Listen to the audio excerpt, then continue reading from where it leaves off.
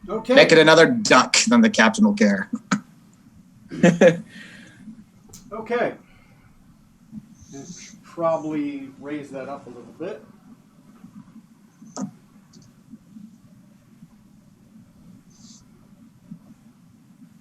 Hope you guys aren't too concerned with saving the guy on the altar that we don't know is there yet.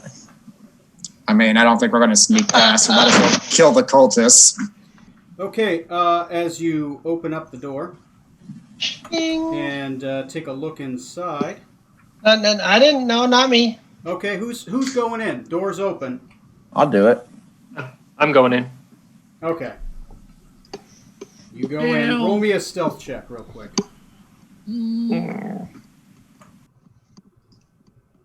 Let's see. Anybody who's going in, roll me a stealth check. Ooh, 19 for me for stealth. 19 for stealth. All right. I appreciate your effort. I'm going to ruin it. Let's see. Oh, 22. Wow. So far, they seem to be focused on chanting, and they do not see you guys. There is a door on the opposite side of the room, right here, and they seem to be focused on chanting. One of them has a ritual knife. He's not looking at you. He seems to be focusing on this person. The ritual knife is glowing with a yellow light. This person is a human male. He is dressed in Hysterian clothes and appears to be getting ready to be sacrificed. I'm assuming that knife is what he's about to meet. So the individual laying down does appear to be a Hysterian. Yes. He appears to be a Hysterian cultist. All right. Well, I'm ready to start when you are. Yep. All right. I am going to Cone of Cold on that crowd. Oh boy.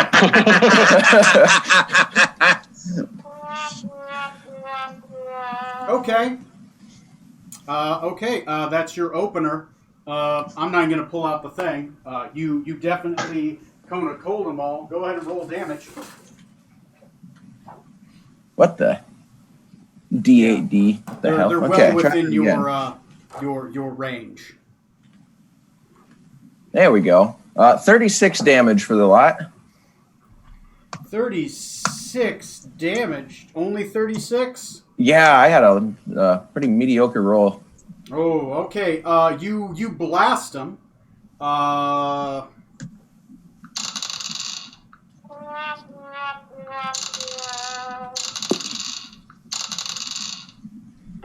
Dies. 17 save. Dies. I rolled once for all of them. They all failed, okay. but I'm seeing if they die from system shock. I'm losing 95% of their hit points in a single hit. Dead. Jesus Christ. The 17 and the 13 made it, but everyone else is just fucking dead. These two are blown away. This guy's dead. I'm not Let's say, is it roll. Altar guy's dead? Okay, Yeah, good. these guys are frozen in place, instantly dead. Freaking knife guy didn't take The it. two guys, these two guys are still alive. They're kind of blown away. Everybody else, roll initiative. And so it begins. Let's get this party started. Oh, God.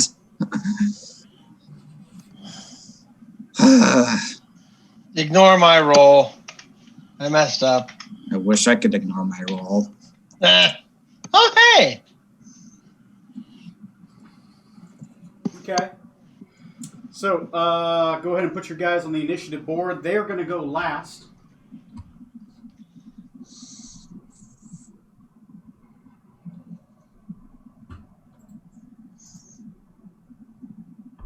And I'll let you guys reorder. Not going to lie, they both have 6 hit points, and they go last. So tell me what you guys are doing. They have yet to give off the alarm. To give off the alarm. I'm sorry, she teleported us here, but didn't tell anyone we were coming. Yeah, have fun. Scarlet, you see him explode out this cold energy that seems to radiate off, and you hear it hit the side of the wall. Like, It's still silent, but it's like an explosion of cold shoots out from his hand, and you hear those people kind of like fall over. You hear thump, thump, Cool. thump. One of them you hear fall over, and you hear what sounds to be the shattering of glass. As the ones who cool. fell, possibly like these three, just broke into pieces. 100 different pieces. That sounds like Kona Cold to me. Yeah. You've seen him use it. Hell, you've seen him kill a couple crew members with that. Yeah. I almost got Scarlet. Okay, so... Next time. Scarlet, what are you doing? You I'm going to move me 5, 10, 15, 10 feet into the room. Okay. Oh, excellent. Yes. And then I will go ahead and, let's see, I think this person is close enough. I'm going to do a guiding bolt on the cultist that's standing up between the wall and the altar. This guy? Yes, thank you. Yeah. Okay, yep, go ahead and shoot guiding bolt. This is just a standard one. And let me know what you roll, because I can't see the roll room right now. No worries. 19 to hit. That'll hit. The minimum damage will kill him. Good. He explodes. Just for academic interest. Okay. That's your movement and your action. Anything else? I will go ahead and bardically inspire the captain. Okay, burn one of your bardic inspirations, and I will put a bead on the captain.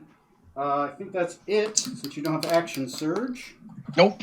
All right, next on the initiative is going to be Captain Zorks and Venom Tongue. You feel inspired to do whatever it is you do. Well, what I'm going to do is, I guess, just Eldritch Blast the guy across the room. That'll be Go fine. ahead and make 3 rolls. I think only one of them needs to hit.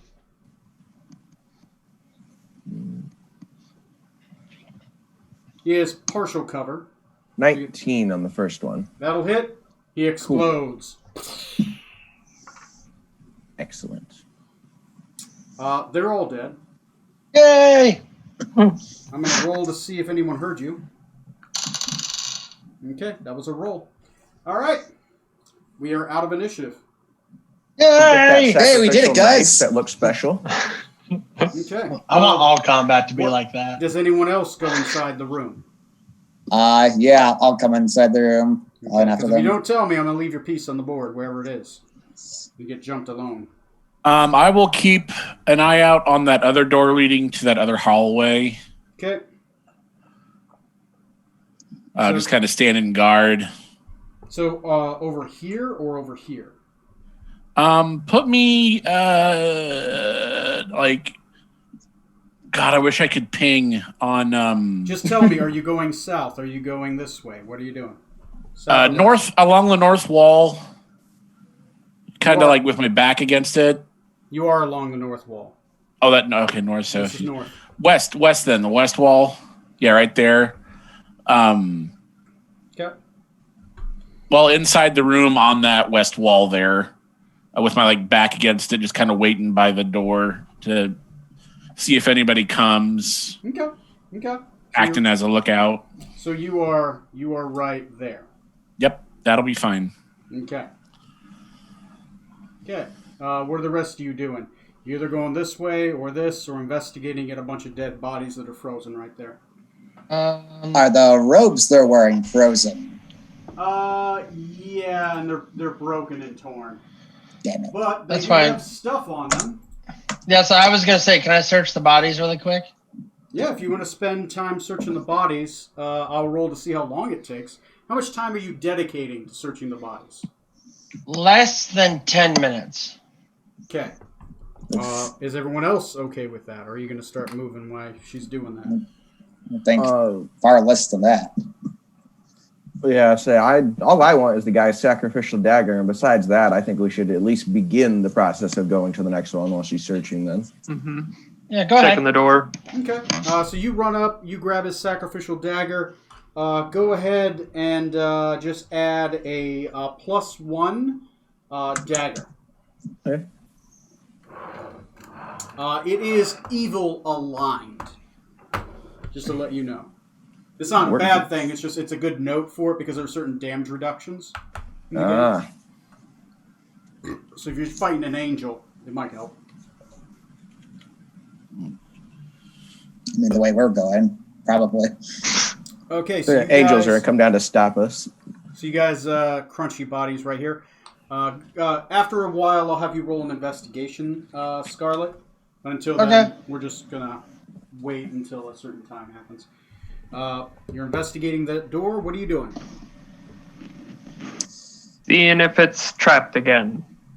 Okay. Go ahead and look for traps, Strom. I rolled a 6. Doesn't seem to be trapped. Okay. Is it locked? Locked or not? It is locked. Do I hear anything on the other side of the door like I did before? Keeping the same roll. Let me see. 1, 7, 8, 9, 10, 11, 12.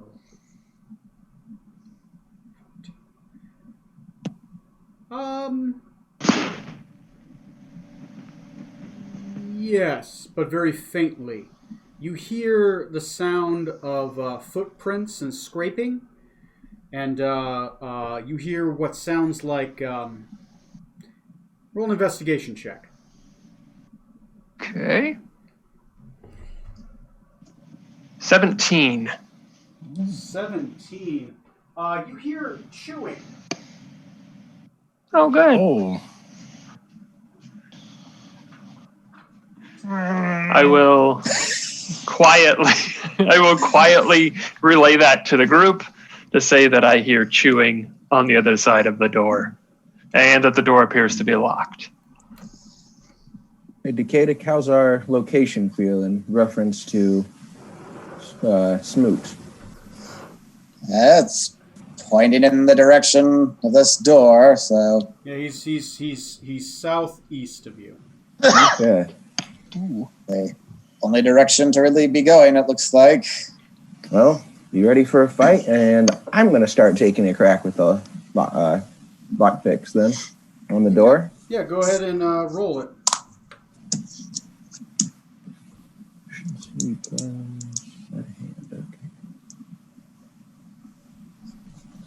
Only a 12.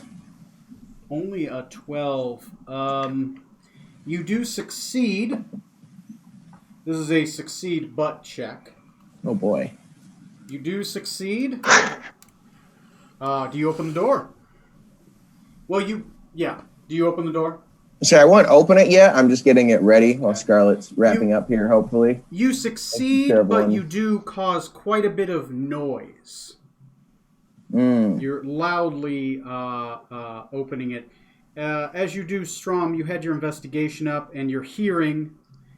Wait, it's sight, it's smell and hearing is your advantage. You, your new wolf-like hearing, hears the chewing stop, and you hear.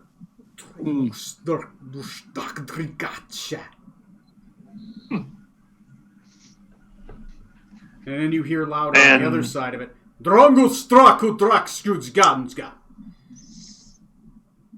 It's a loud, low, booming voice. Does anyone else speak Eldritch anymore? I believe one of you did for a while, but I think you lost it when you unattuned from the book. I speak. Oh, right. Yeah. Yeah, you That's no true. longer speak Eldritch anymore. Damn it. The upside and downside of that book. It's calling out, and it's waiting.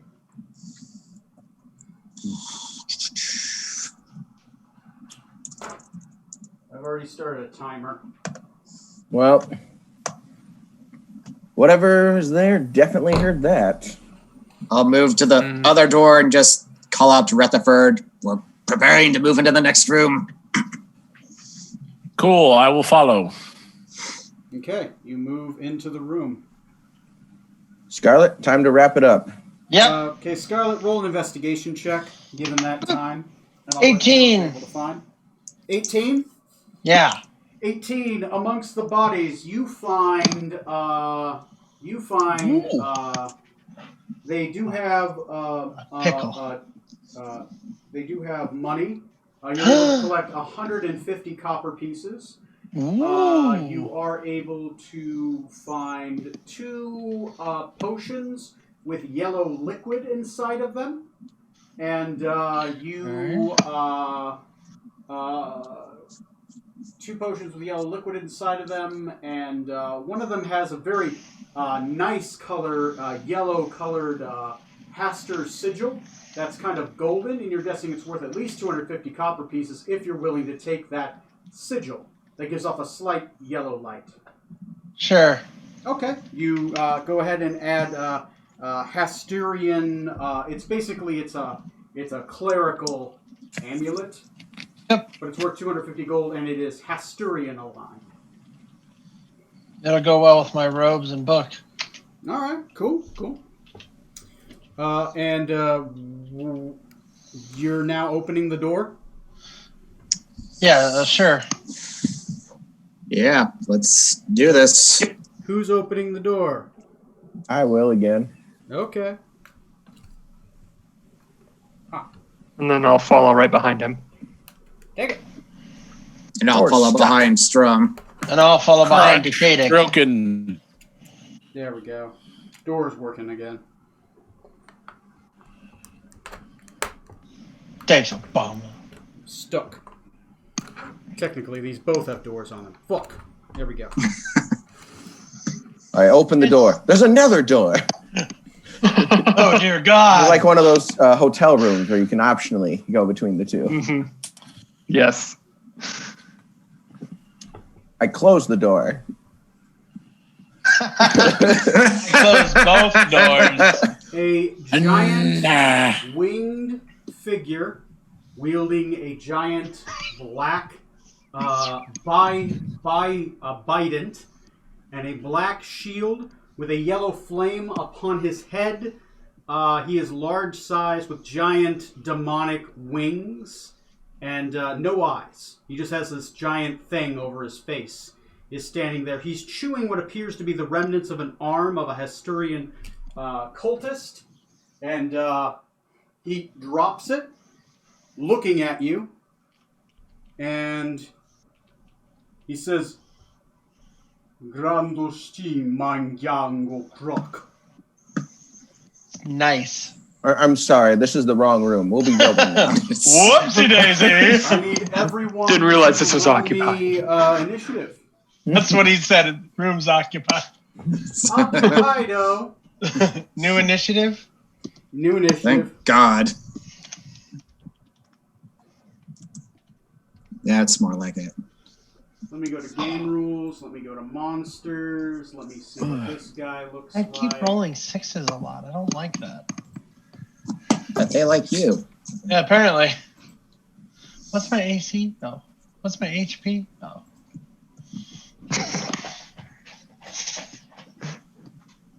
I'm not seeing any other doors in that room. I think we should just always let the captain go in first to use cone of cold, and then we just clean up. Clearly. This isn't where we parked our boat. I'm sorry, I thought this was the bathroom. Could you direct us? You guys all go to the bathroom as a group? Yeah, for safety. Yeah, I mean, look, you're in here by yourself. There's no group, and another group just stumbled in on you. This is why you need to party. Or I guess option 2. Oh, hey, there's more food for you out here. A few popsicles too. What is his initiative? He rolled a 19 for his initiative. Ooh. Deary, deary, Right. deary. What should we call him? Yellow goat man. You're going Eldritch, to call a bomb, him one. a Eldritch. corrupted Narzulgong. And a Rzugon. We're a new initiative, right? Yes. Yep. Going to be rolling a new one in the reordering. He went on a 19. Go ahead and just color him kind of yellowish. Okay, and let me know who's first. I'm going to move out these corpses just to make the room a little less cluttered. They're just basically ice-shattered pieces all over the ground. Shattered pieces.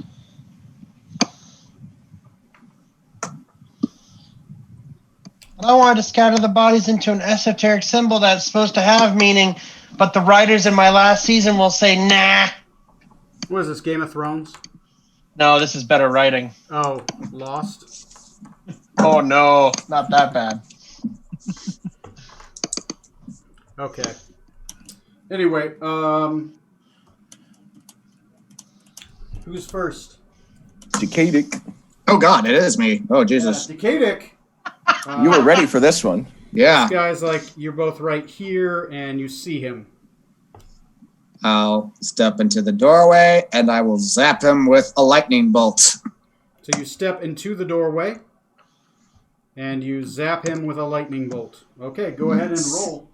Actually, he rolls. Dexterity, right? Yes, he has to make a dex save. And this is obviously lightning-based damage. That might be important. What is its resistance? Immunities. Okay, so dexterity saving throw. He doesn't make it. Wait. Let me see. Oh, he has magic resistance. 17? That is just what he needs. Oh, okay. Yes, so he will take half damage. Alright. Roll that now. Nope, ignore those rolls. Those were accidental. That's your move action. Let me know if you do anything with your bonus action. And whoever is on deck, be ready. And the person after them, be ready. Cam, please. Make sure you have your turn. The guy. Okay. Who's going to be my watch Nazi? 2 minutes and 30 seconds per turn. Will somebody keep track of that, if they can, please? I can do that. Okay. Alright. 24, so that's 12 lightning damage on him. Zap. And yeah, for a bonus action, I'm gonna start a blade song just to get that bonus stuff going. Blade songing it away. Yep. Okay. And I'll You said 12 lightning damage, correct? 12 lightning damage, yeah. Gotcha. And I'll step aside from the door just so it's other people can come through. I'm not blocking the way. Okay. Step into the side. All right. I believe that raises your AC by your int. So Yeah, that gives me like a total 22 AC. Yeah, for now. Okay. Next is going to be Zork Sam Venom Tongue. You are right here. Right. Let's see. I think I probably had my sword put away, so we'll have to bonus action Cabra Ignis it. Why would you Bring that ever out. put it away? I was picking the lock, and it'd just be weird. You can't set the lightsaber on the ground to ignite. Get the lock with the never mind. We'll talk about it later.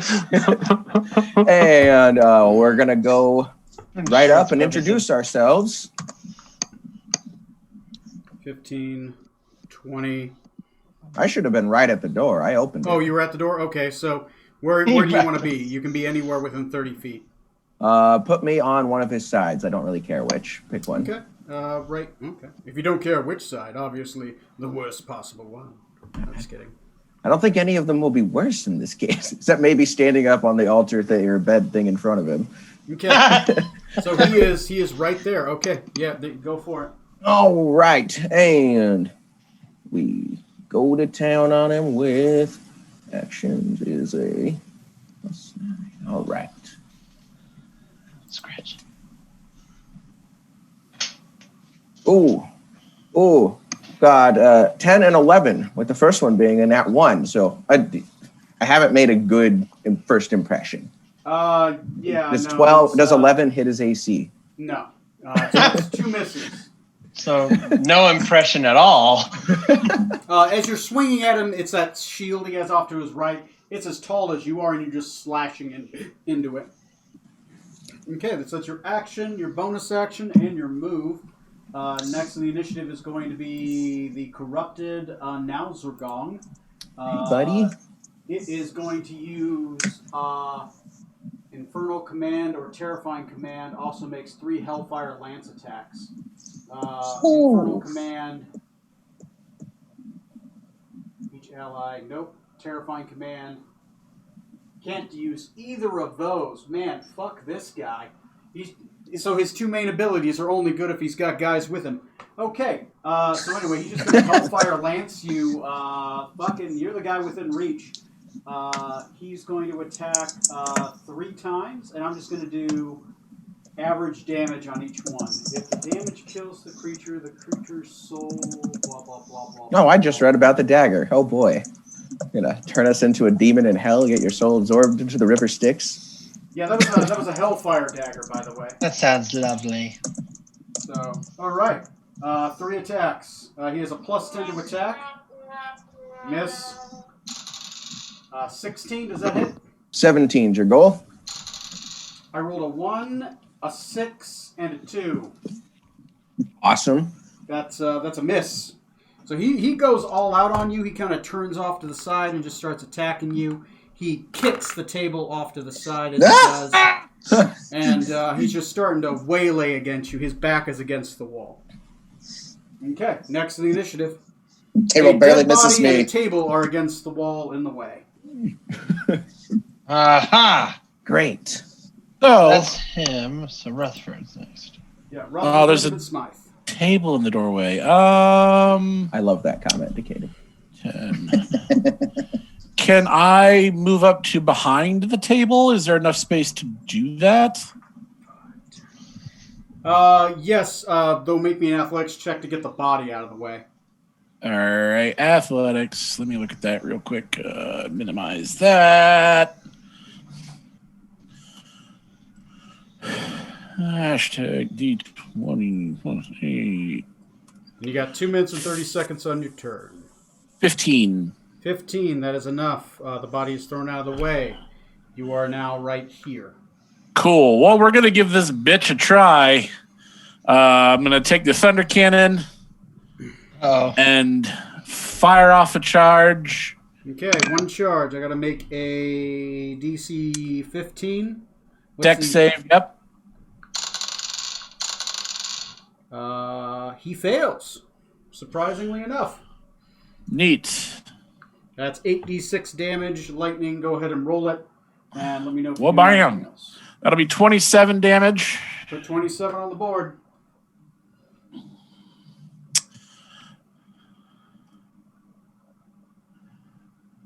Anything else? Can 7 I on him, right? can I fire that multiple times, as many attacks as I have? Nope. Nope. It's, Nope, it's just an once. action to utilize it. You have to action surge to use it again. Okay, so I may have 3 attacks per action, but it takes the full. Yes. It's utilizing an action to use it, like Right. a wand. Gotcha. Yeah. Okay, then I will use the rest of my movement to duck down behind the table. Okay, you duck down behind the table. Okay. Okay, next in the initiative is going to be Scarlet Maladendo. Okay.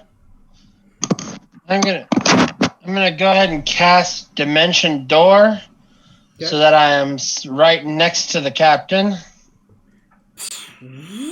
Left side or right side? Left side. Me in front of me if you want. Okay. Perfect. And then I think that's all I can do. It's a bonus action. I will bardically inspire Decadic since he's in the room. Okay. Instead of burning that, well, never mind. You did it. It's cool. It's cool. It's cool. Cool. Cool. Cool. Cool. Cool. Cool. Cool. Cool. Cool. Cool. Cool. Decadic, I'm going to put a bardic thing on you. You didn't want to take anybody with you. Oh wait, you can't. I'm sorry. You're small. Fuck. Exactly. Downside of Dimension Door when you're a halfling. Sorry, Yep. man. All right. Otherwise, yeah, I would, but I can't. Yeah.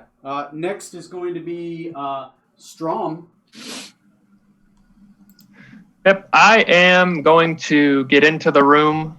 Can I use acrobatics to get over the table and get to Yeah. it'd be the north side of the guy? Yeah, you can do that. Roll me a acrobatics check to ninja Okay. flip over it. Oh, it'd help if I was actually typing. 17. 17 is fine. And you want to get on this side of the guy? Correct. Okay, you are right there. And then I'm gonna swing at him. All right. So I switched my main hand weapon to the Okabe no Kiba. Okay. Uh, When Jokimbo's on your Or- offhand then? or Bo Dingley Ingley.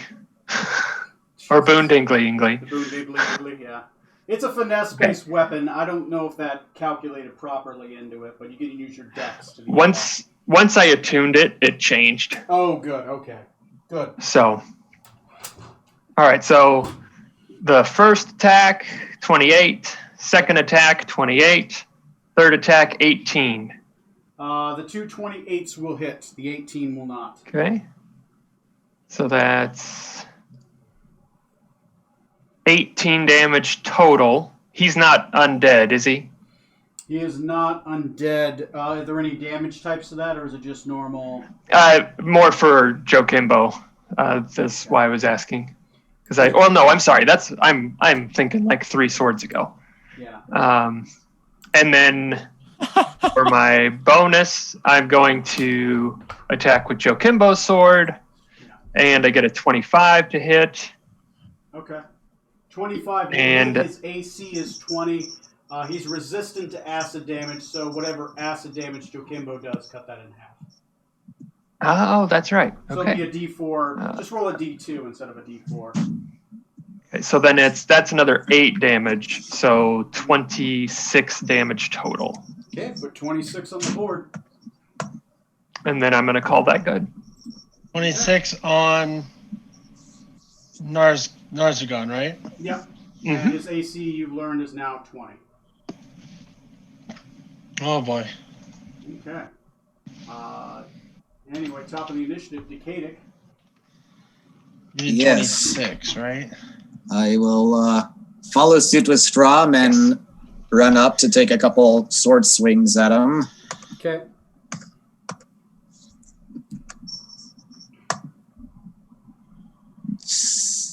Yeah, that's D plus 11 to hit. Is this considered flanking? Not yet. You got to be on the other side of him to flank. All right. It's a 25 to hit. Nice. And I do get a second attack, don't I? It's been a while. Yep. I don't remember. You get 2 attacks with your blade song. Excellent. And a 24 to hit. Yep, they'll both hit. His AC is 20. Excellent. You Then guys will learn that he is resistant to acid and cold damage. And that's so far what you've learned. Well, no, you didn't learn the cold yet. Fuck. Well, I already said that out loud. Hey! it's all right. I said it out loud. Damn it.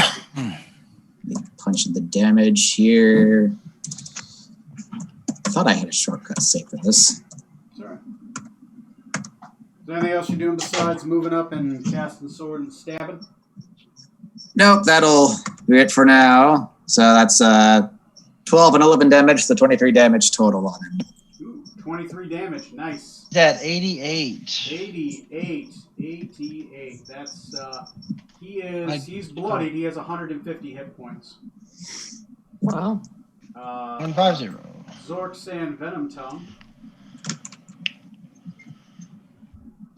You're muted. All right, I'm going There you to go. move to the opposite side of Decadic and them. Yep, awesome. And go to attack and be flanking now. Yes, you get a +2 to attack. All right, so first attack. Oh, nope, 30. Okay, 1 hit. Second is a 14 or 15, so a miss. All right. And my 1 hit will do 19 damage. Wait, oh, hold on. Ignore that. That was the wrong one. Apparently, I don't have the right one set up for this one, though. Yeah. Oh, it is 19. Okay. 107. Almost to heaven. I don't think that's where this guy's going. I hope not. It's his own personal hell. Heaven. Okay, so he's still up. He's definitely feeling the pain. He doesn't want to die. He's going to use his once-a-day ability. Let me see. Everybody's within range. So this is going to be a 1, 2, 3, 4, and 5, 6. Since you guys did the most, you're both 1, 2, and then 5 and 6. Okay. Is this something that could be counterspelled?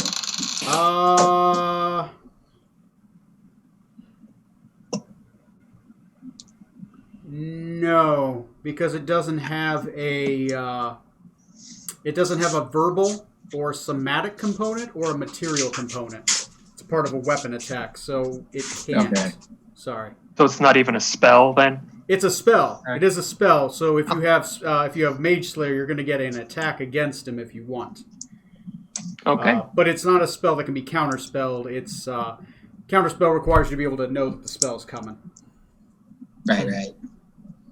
Okay. So he rolled a I am 5, going so to this swing. is against Strom. So All right. he's going to attack you, and if you survive, you get to attack him back.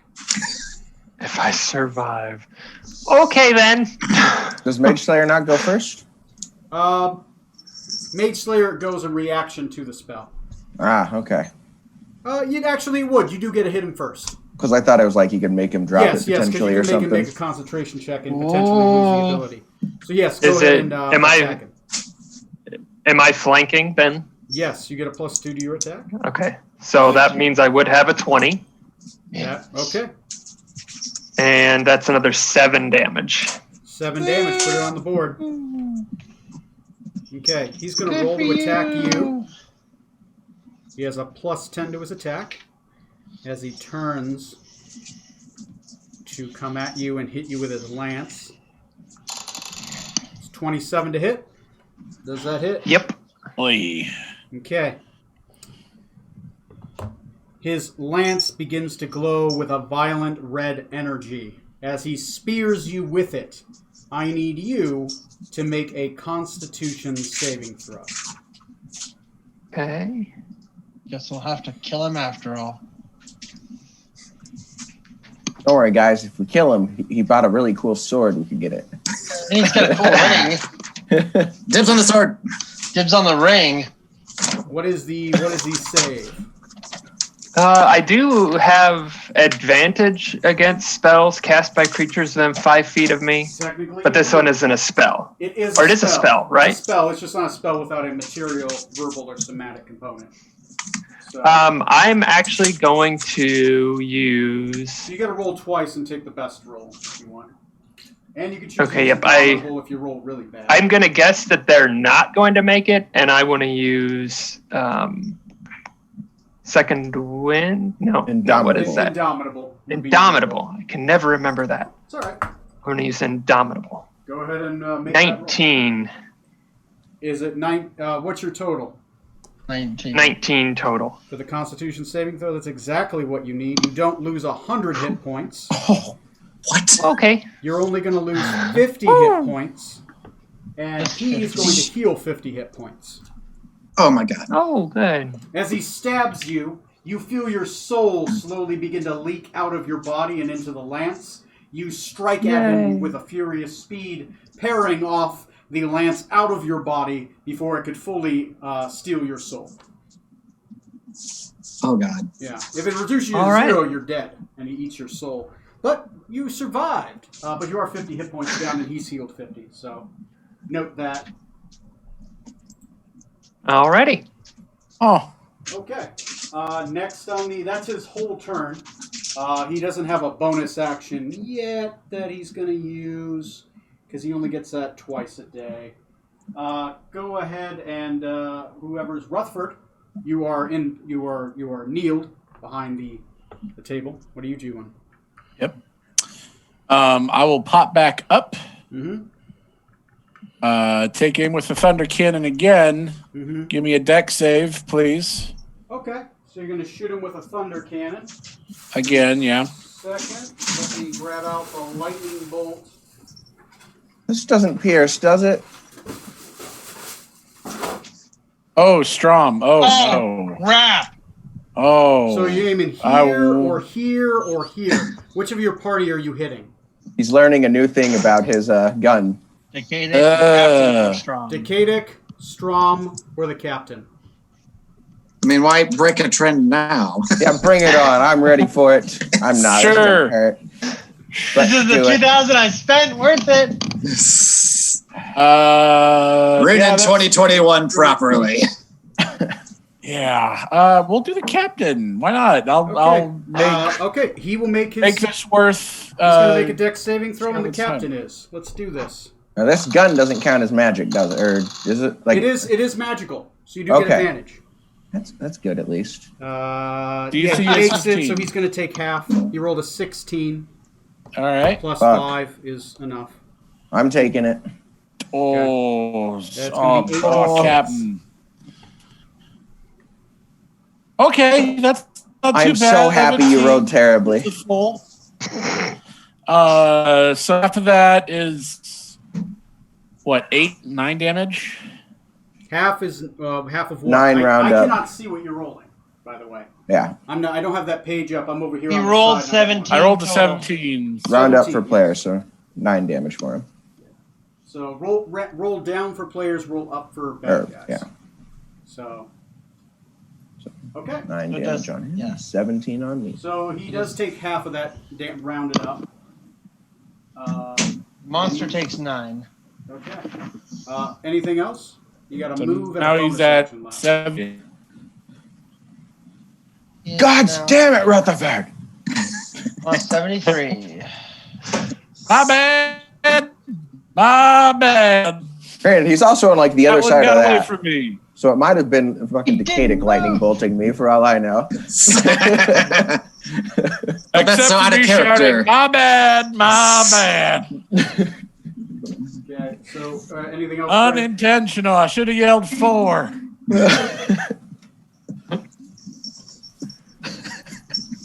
Okay. Anything else? I think that's 2 minutes and 30 seconds, right? Fucking hell. Yep, that just got to 2 minutes 30 seconds. Okay. Turn's done. Next in the initiative is going to be Dr. Scarlet Maladendo. You are I right. will. I go to fire with my pistol 2 times, and I miss both times. So then I will bardically inspire Strom next. So far, the people with a bardic inspiration is Decadic, the captain, and now Strom. Yep. And then the last one is Rutherford. Should use my inspiration. Oh, well. Kitty. Yeah, don't forget your inspiration. Don't forget to bring a towel. Get your punches. You're in the splash zone. Okay. Next on the initiative, if Scarlet isn't moving, is No, Strom. I am not. Are you moving or? No, I'm staying where I'm at. Okay. All right. Strom, it's your turn. Alrighty. I'm going to use Fighting Spirit to get advantage and some temporary hit points. Yeah. I think you get what? And- 10 or 15 or whatever. Yep. 10. Nice. And all your And- attacks have advantage. It does take your bonus action to utilize that, though. Okay, that's fine. But you still get 3 attacks. So- with the main hand, so. The first attack, I got a 22. Well, it'd be.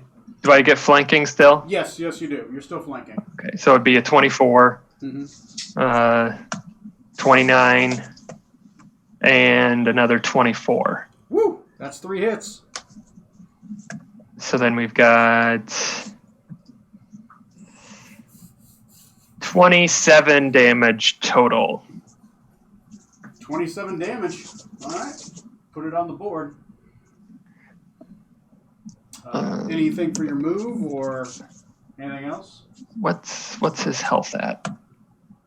100. He has 50 hit points. Though. Okay. Yep. If you do I action surge, am. you retain the advantage, if that helps. What was that? I was answering the question. If you action search, you do retain that advantage for that turn. Okay. Yeah, that is what I wanted to do. So I want to go ahead and use my action surge Okay. and 3 more attacks with advantage. get a 27, 26, and 28 this time. Woo! All right. 1, 2, 3. That's holy crap. 27, 36 damage total. 36. He is fucking feeling it. All right.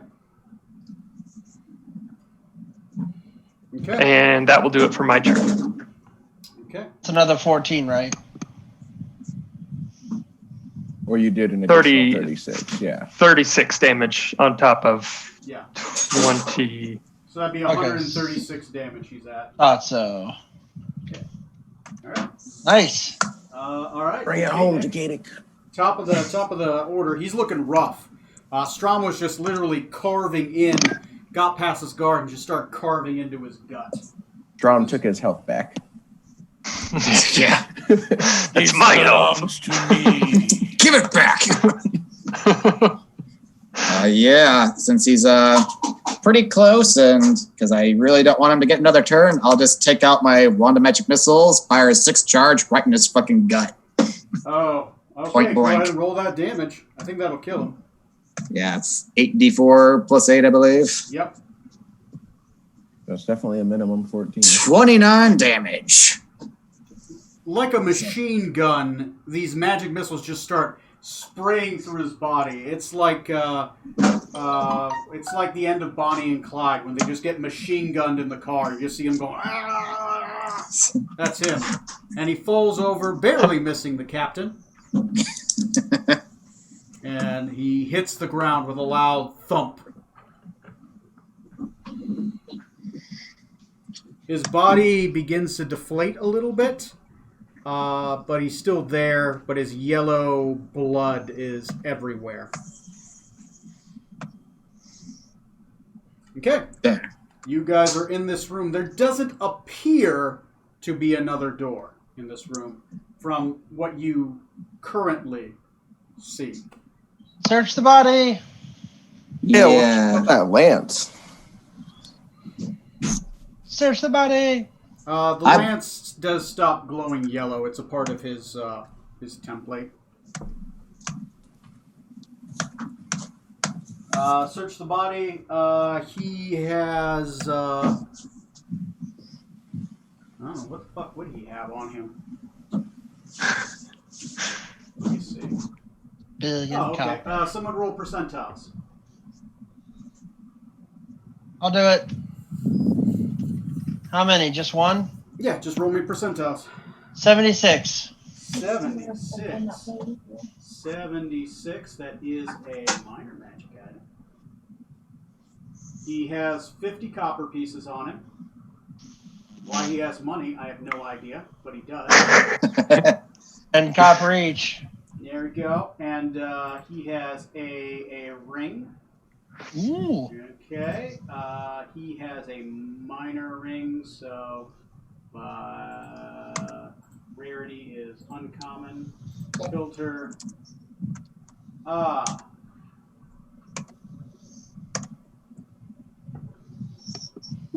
He has a ring of jumping. Why he has it, I do not know, but he has a ring of jumping. You probably got it off the cultist he was eating. Probably. Anyone want a ring of jumping? I take it it's a ring that lets you jump good. Yes. Ah. Yes, you can cast the jump spell at will. But it's an attunement item, so. I'm good. I don't need it. I'm good. So you're in this room. There doesn't appear to be another door. Visually. Yeah. It's can we search for any kind of hidden doors or mechanisms that might reveal one? Yeah. Sure. Do you want to spend time to search for a secret door?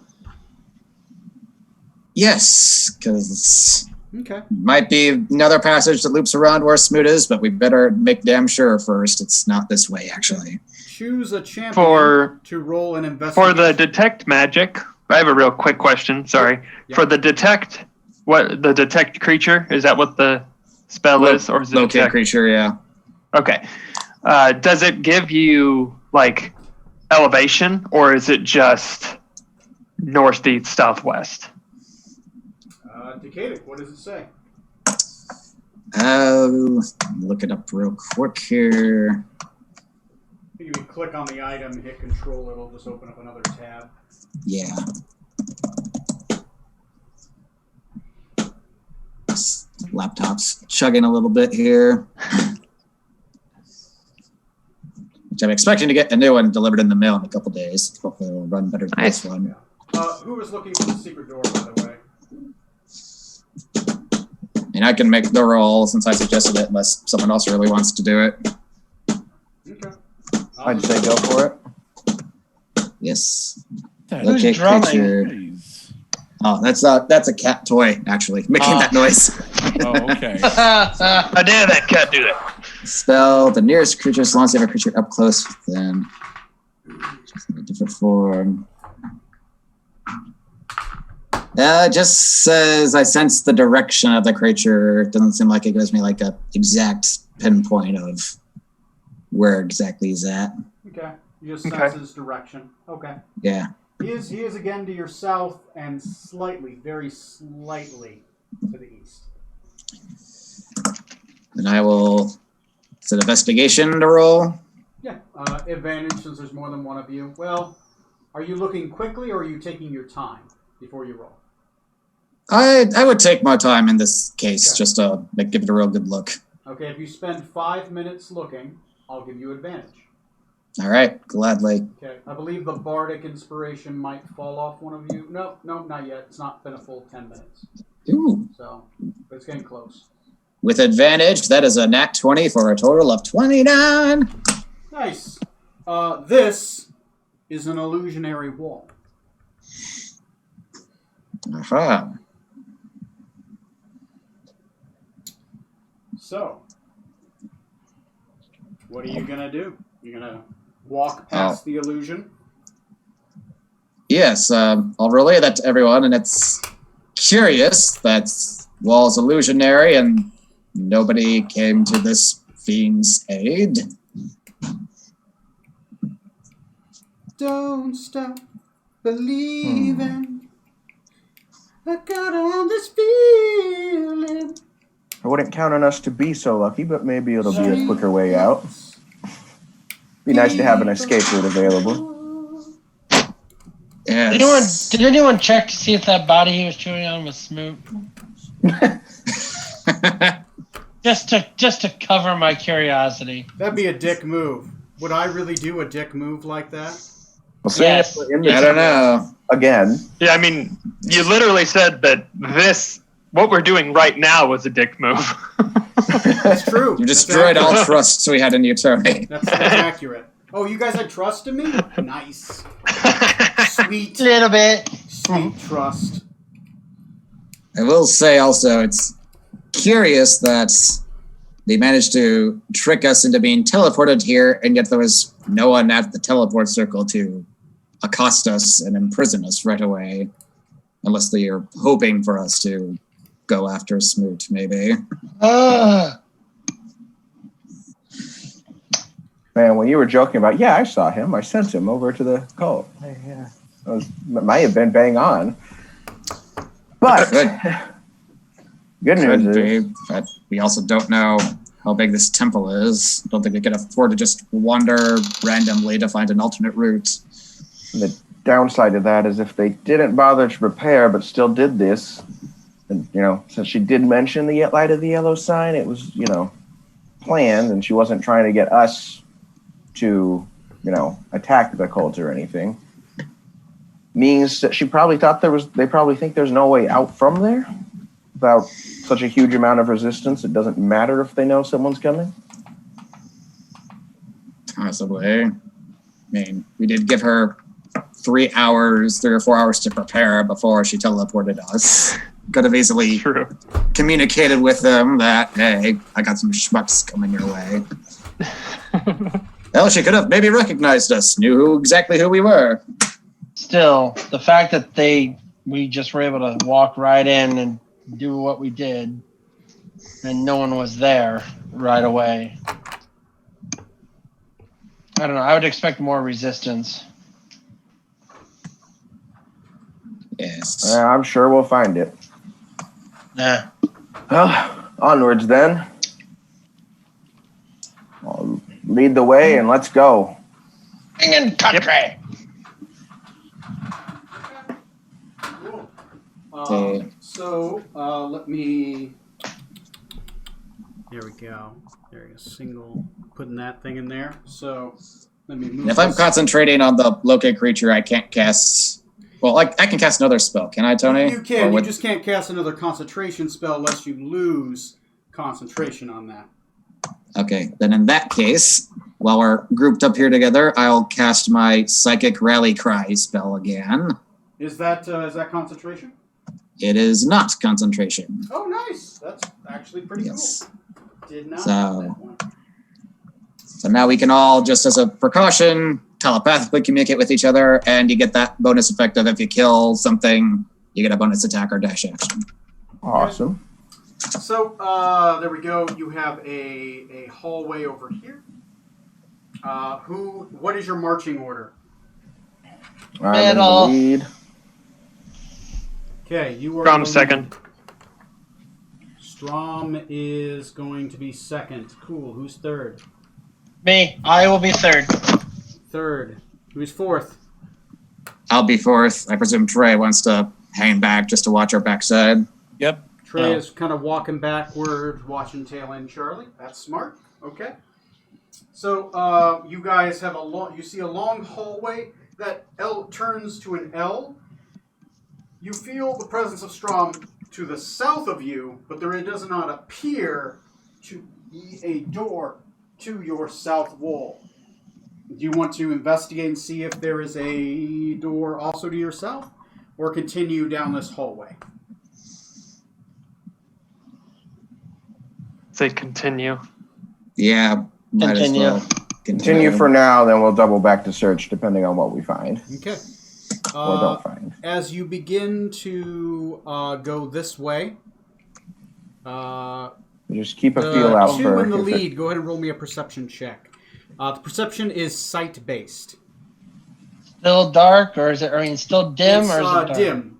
They're literally the cracks in the walls give off yellow light, Gotcha. as if there's some yellow presence or glow on the other side. There is Yep. a light, We're in space. There is a light mist that does begin to perforate this hallway. It does limit sight to 30 feet. This yellow mist. It doesn't have a smell to it, but it is does seem to linger. Got a 20 on my perception. Decadent, what is it? One thing I was thinking of that I forgot about earlier. Before we leave, there's a bunch of yellow blood pooling where that thing fell, right? Yep.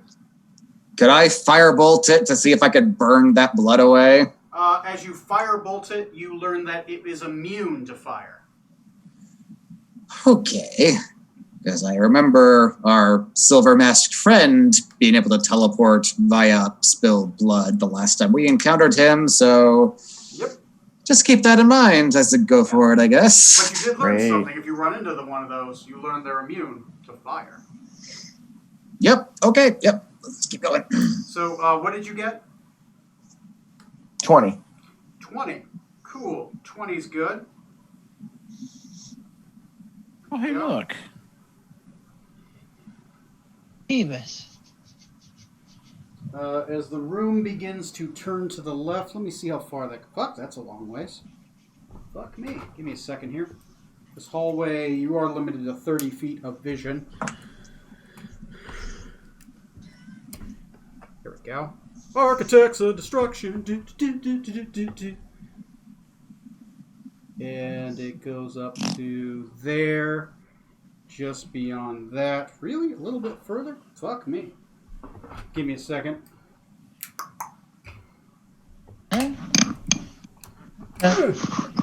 Best cat. Here we go. Do best. More feet. Ah, there we go. It's a big fucking dungeon. All right. Yes, that just gets me within 30. Cool. You see a single room with a large pulsating green runes on the floor, very similar to the ones you ran into, but kind of a different shape. Inside this room, there is a single red chair and trying to think what sites you guys have. Okay.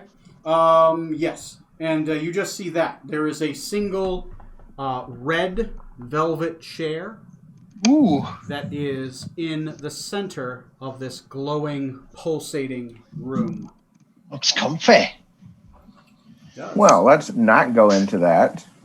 Captain. I don't know. I'm a little tired. It does appear to be some kind of maybe teleportation circle. It's worked out well for us so far. Mm-hmm. So, There you go. what are you doing? We're gonna keep going down the hallway. Going down the hallway. Okay. As tempting as that inviting chair is. Yeah. So your character passes. Your character passes. Oh no. Your character passes. Your character passes. Trey, are you just looking back? Do you ever turn to your side or anything, or just kind of walking backwards? God. Well, Rutherford's got that helmet on, so he's kind of got you like can see 360 vision. degrees. Yeah, by the time Rutherford, you're kind of walking backwards as you get here, since you can see in the ethereal. Uh-huh. Oh my God! You see a man with a mirror reflective mask Who is and that? a yellow cloak Fuck. sitting in that chair, watching you as you're walking by. Who is it? That's the guy we fought off in Salt Marsh when we made our escape right before it got wiped out. An Just keep avatar running, just keep of Hastur. Keep running. When we were in the dungeon and it was like getting swallowed by like the void, he was like light years away coming at us as we were trying to escape. Oh. Huh. Well, that's fun. So, Yeah. I'm just going to turn over a time light and tell me what you guys do. So far, it isn't attacking you. And You point this out, right, Trey? You point this out to us as I say, it all depends on what he does. telepathically. Well, he probably can hear us telepathically, but I will go telepathically. We are not alone, gentlemen. But, You're gonna have to be more specific. yeah. Do you remember the really scary guy with the face from Salt Marsh? Smoot? No, more scary. You weren't here with us, Strom, when Oh. we came across this guy. Yeah. Shut up, Oh. Strom. You shut your whole mouth, Strom. Enough insulting each other. Which scary guy, Rutherford? The mirror-faced fella, he was coming at us. We Yes. was leaving Salt. Yeah, he's in this room. So there's a big bad We're guy walking. in that room. Yeah, it's not good. I can see him. He seems to be able to see us. You gentlemen, apparently, and lady, could not see him. What do you want to do? Shall we just continue along as if we... Attack! Kill! Yes. Attack! Scarlet! No, Attack and it's- kill! Attack and kill! Yeah, let's keep moving and hope that he's busy doing something else. He hasn't. Yeah, he'll be busy fighting us. Attack! Kill! That's he. None of us Doesn't- can even see him except for Rutherford. I'm not trying to start a fight with something I can't even interact with. Oh, Right. If we can't see him, let's not make him aware that we know he's there, Continue. and just be prepared to throw something at him if he suddenly makes a move. And we're leaving. Keep an eye on Bye. him. Okay. He stands up. He starts walking a little bit closer, since you guys are literally just standing there. Keep going. keep going. We're gonna Yes, move. walking. We're gonna walk. Keep Okay, going, keep yes. going, keep going. Okay. Just nonchalantly, like nothing to run here. No. I didn't notice nothing. I didn't see a damn thing. You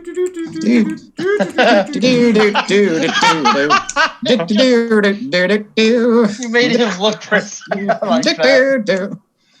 All right. Just to note, after about 20 seconds of you guys walking by, it takes a step out of the room and turns and looks in your direction. It isn't attacking or anything. Just noting. It's just in the distance, at the edge of that 30 feet. He's kind of following us, but he ain't doing anything else. My recommendation is we just keep going, and Yes, Literally already on it. Quick, find the high ground. Then we can win. I feel like we're a mouse running a maze. Something. I mean, that might be quite exactly what we are. But, whatever. I won't poke the bear if you won't poke the bear. So we're going to keep going. Let me at him. Let me at him. Scarlet, I will shoot you dead. Then you'd probably miss and kill the captain. Damn it. I mean, it's accurate. I'm willing to take that chance.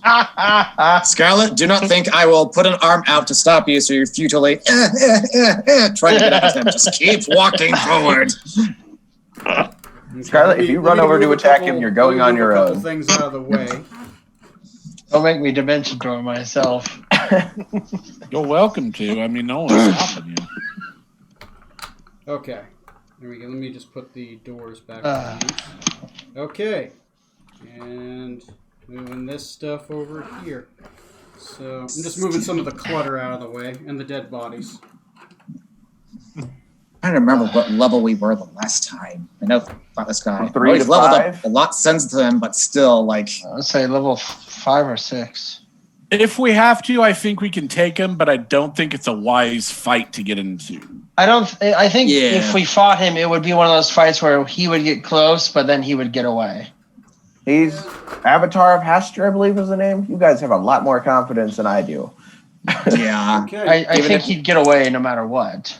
You are Given in the- a T intersection. You guys get up to a T intersection.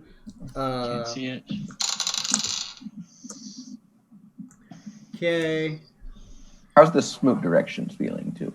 So you got the choice of left Could you move or the camera? right.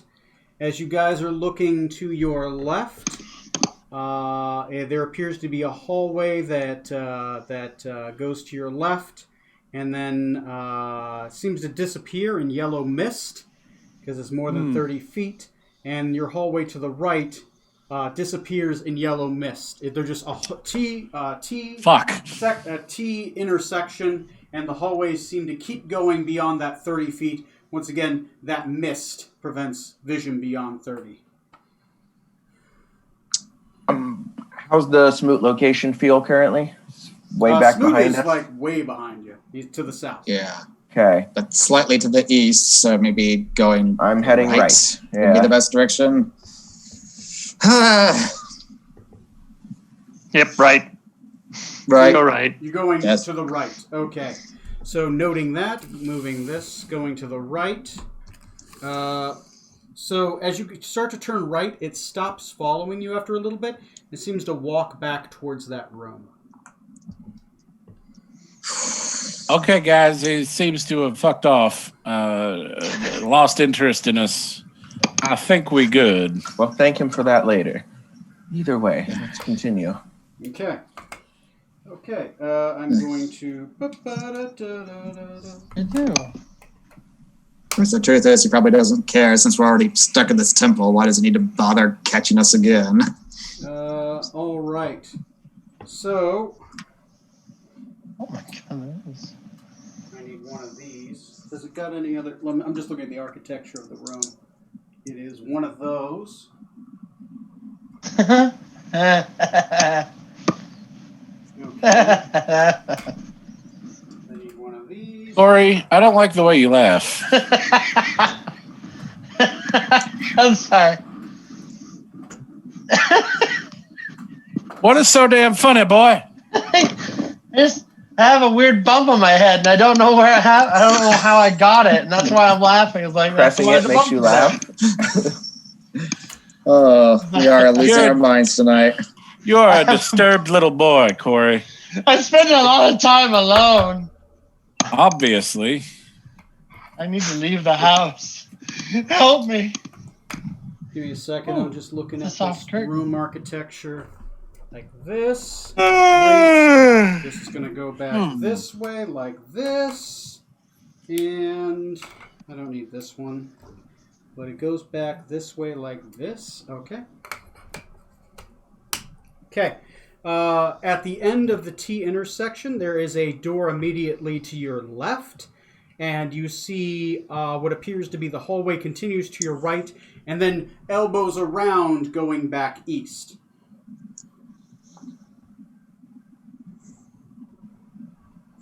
Okay. What do you choose to do? Are you going to investigate the door to your left, or are you going to turn right and take that elbowing back around? Can you move the camera to show? Yeah, I was just gonna say, Yeah. can you show us on the camera? Or is there stuff we can't see? Yeah, I can. There's a reason for that, but I can show Yeah. you this. It's not going to give away too much. Okay, I'm that's just showing fine. what you Yeah. can see.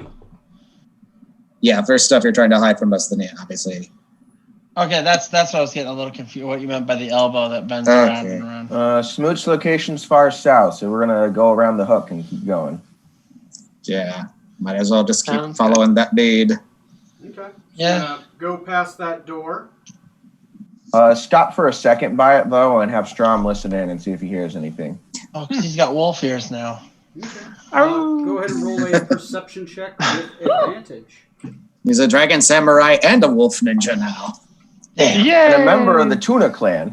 But the other one, kill him Human eventually. dragon wolf tuna. He's a horrifying thing. Dragon 15. tuna wolf. 15. Yes. 15. Let me see who's in that room, if anybody.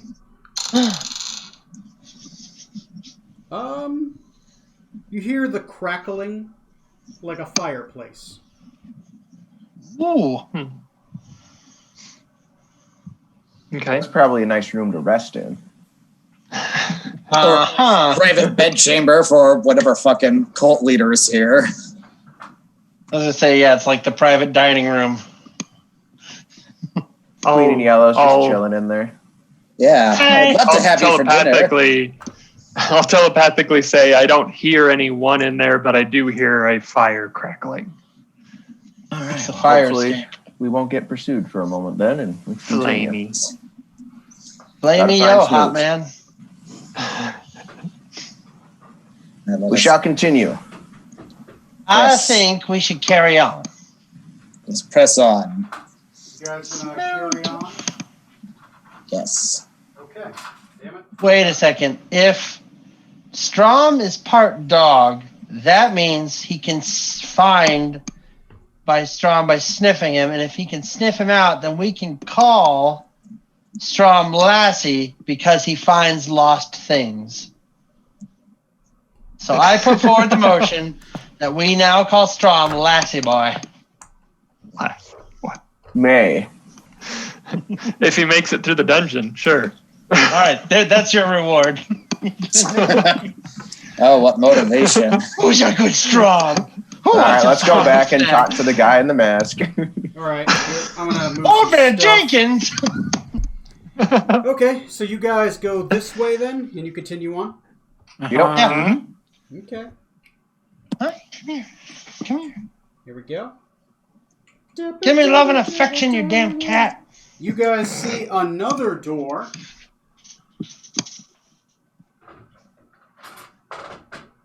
Aww. And most of these doors have Hysturian kind of sigils by them.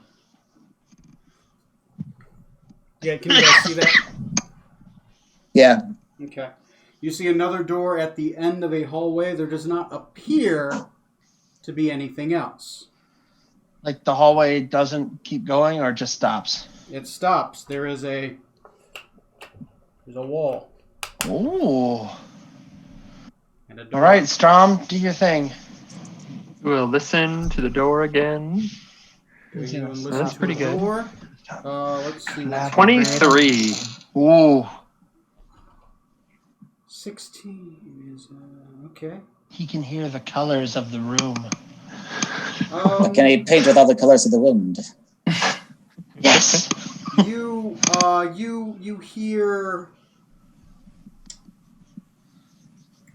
hear what appears to be purring, Oh. and what appears you think you hear a lapping sound. Oh. A big kitty. I will go ahead and relay that.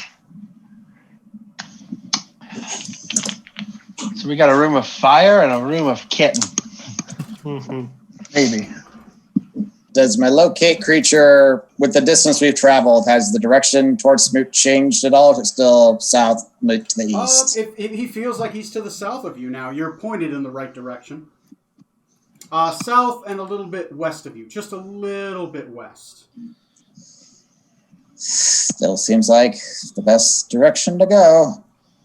Guess we'll go see what horrible cat is in this room. Okay. Just- The door, you're not sure if it's locked or not. It does have Asturian sigils on it. Oh, when you say sigils, like just decorated, or do they mean anything? No, it just seems to be decorated. Okay. Can you read Eldritch? I can read everything. Yeah. This is a Histurian. It's Histurian runes. It's something like "All praise be to the unspeakable evil that is Hastur. May his word always be law." That kind of stuff. And I was hoping it'd be labeled like kitten room or what, you know? Murder room. This door is trapped. This door is trapped. Please do not open unless want kitten. Occupado. That's about all you get. All right. Need someone to unlock the door? Yep, you're better at it than I am, Scarlet. All right, that's an 11 a Reno. 11. You succeed, but it is noisy. Yeah, that happens. Let me see. I need something What? put in here. It's going to be something interesting. Something dead. Yeah, maybe one of these. Yeah, why not? Noise and confusion.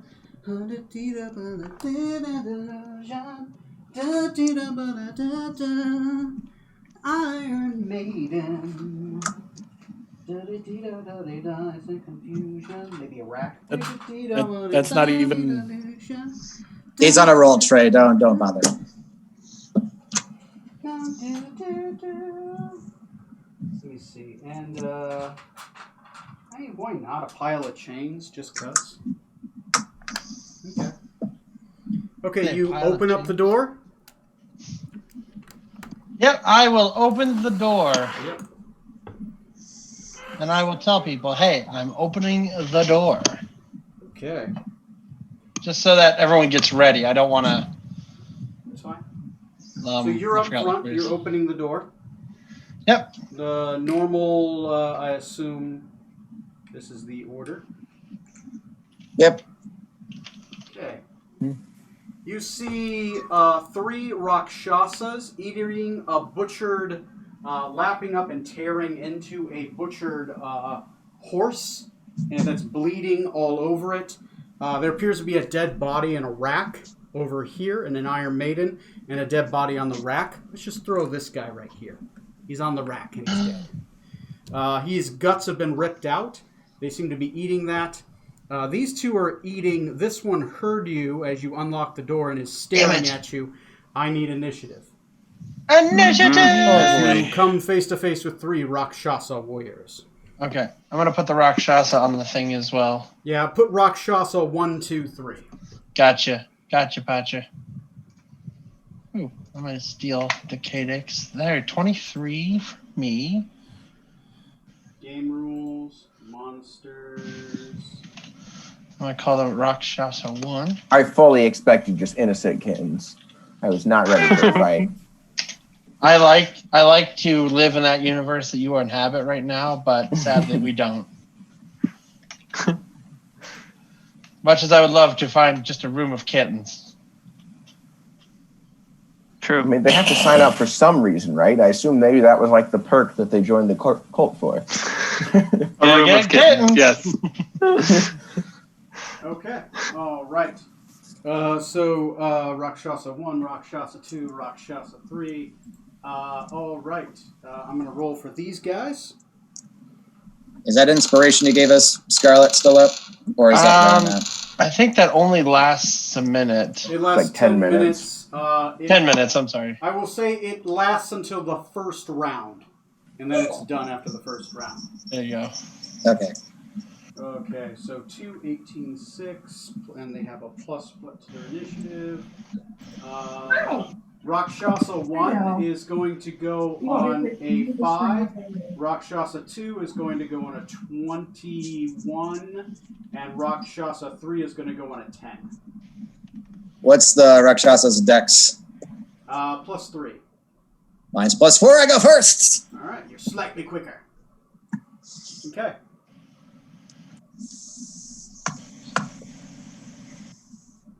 Okay. If you want, put its initiative at 20, just so when we reorder it, it's slightly. Oh, no, Decadic still goes first. It did it first. Good. All Yeah, right. otherwise, yes, I would have fixed it. Their Rakshasa 3 did not appear to actually get in the order. I don't know why. Oh, did No, someone that's- else click on That's it? weird. Hey, hold on. No one else click on it for a second. Yeah, I might have to add the filter and re-add it since Smoot's a blank spot in it, maybe. Yeah. Yeah, here I got it. I'm gonna take. Okay, off you do it. black Yep. Filter. That's weird. Filter for everyone, and there we go. Yeah, perfect. Okay. So first up is Dr. Scarlet Maladendo. Yep. Since you're right there, that makes sense. What are you doing? I'm going to go ahead and move me into the corner that is on the opposite wall from the chains. So the chains are up. Move me to the corner on the other side. Okay. Perfect. There we go. And then I will go ahead and use my pistol to fire at the Rakshasa closest to me. Okay. 23 and 13. 23 and 13. The 23 will hit him. The 13 will not hit him. Okay. And then that is. And then I will do. Where is it? Where'd it go? 12 points of damage. Which Rakshasa is that? This is Rakshasa. What colors are they? Red, blue, and green. Red, blue, Rakshasa 1 is red, 2 is green, and 3 is blue. Okay, I'm going to grab out some 3 of these tags. Red, green. That's going to be red, by the way, that you hit. Yep. I'm going to put a little band around to mark which one's which. You will take 12 Red points band. of damage. Excellent. Green band and blue band, if you guys can see those. Okay. The Ballade. Okay. And then, and then I think for my bonus action, I will go ahead and give my last Bardic Inspiration to Rutherford. Okay. I'll say you gave that to him before you moved. So I think you need to be able to see the person you inspired. Yeah. Yes. Thank you. Okay. Okay, let me straighten this out a little bit. There we go. Is that good for everybody? Yep. Okay.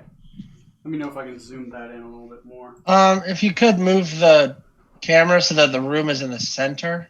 Yeah, let me, I just got it on the thing now. This way a little bit. And I'm going to move it Yeah, so you down can a see little the bit. hallway a little bit. Not too bad. Yeah. Is that a little bit more to the north? Just a tiny bit. Yeah. Perfect. Perfect. Okay. It's like we're really there. Sorry about that. My camera's a little delayed because I'm looking at the other one. But I've got a way to see it. Next is Decadic. You are right here. Yes. I will move up to the door. I won't go into the room just yet. I'll start a blade song just to have that going. Okay. And can I get a 20-foot radius in there without touching Scarlet? 20-foot radius. Let me go grab a 20-foot radius thing, and we'll see where you can put it. What is this? Is this? I think this one's 20. This one's a 20, I think. Give me a second. I'm just grab. Yeah, trying to grab it, and I can't. Can't grab it. Yeah, let go. Let go. That's a 15. Damn it, where's my 20? It's the one that looks like a fireball. Is a fireball? Yeah, this one's 22. 20-foot radius is right there. You could probably put it. All right, yeah, if I targeted the blue one there. Okay. Oh, you casting a fireball?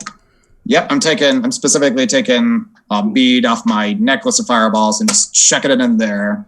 Cool. So that would be level 3 spell, right? Yep. Okay. Don't bother rolling damage. It explodes in the room, but since it's not a level 7 or 8 spell, they're immune. Damn.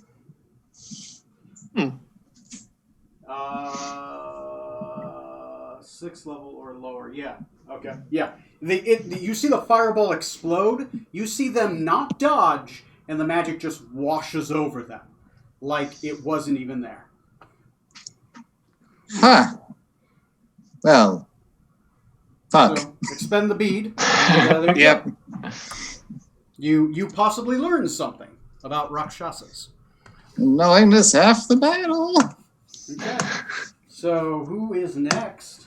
Are you any movement? Doing anything else? No, I'll hang out here for now. Okay. Stand in front of the door still. Yeah, I'll move back from the door just so people can freely get in and Okay. out. All right. You move back from the door. Next on the next initiative is Rakshasa Green. He just saw the light explode in fire. He saw it wash over him, briefly insulting. And he's going to fucking attack one of the two people he sees.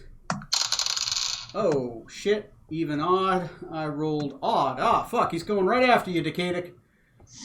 Oh, goody. He literally jumps and lands right here. But I didn't hurt him. What's his problem?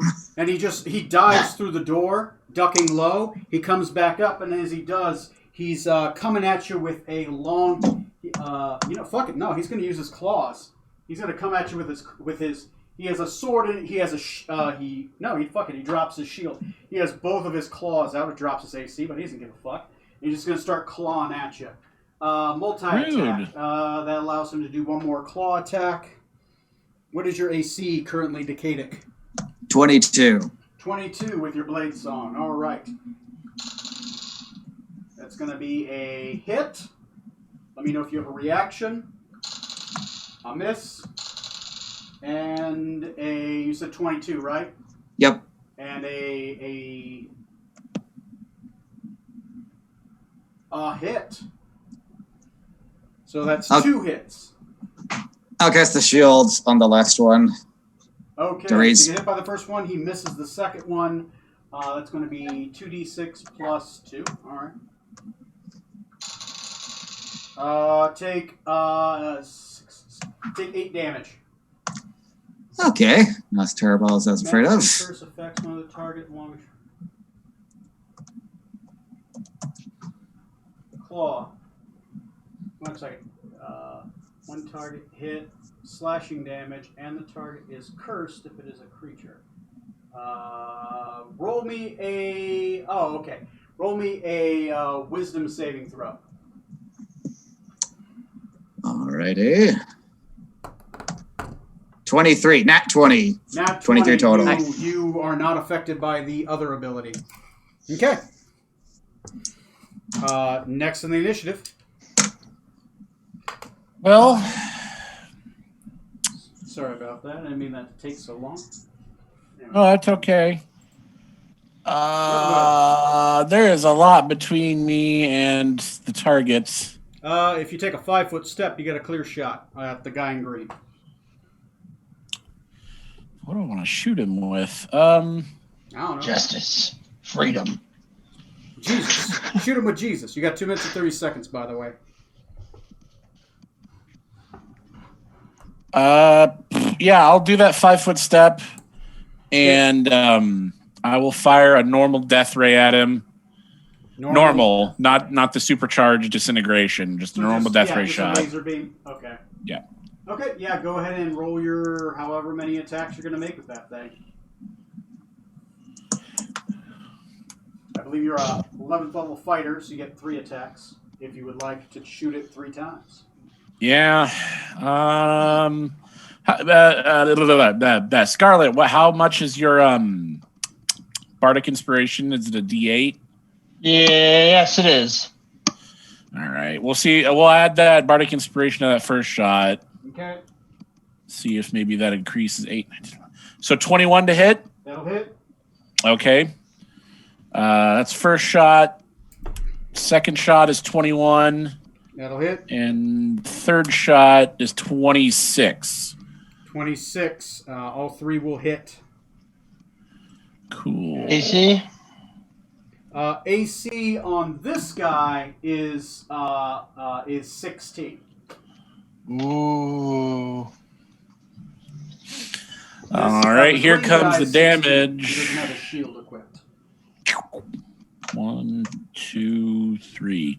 So we've got a 15, 18, 18. So that's 36 plus 15 And that's is radiant damage, I believe. 51 damage, I believe. Okay. Mm-hmm. Yep. All right, so I just did 51 damage on that guy. 51, not bloodied. Damn. Okay. Anything for your bonus action, or are you out of time?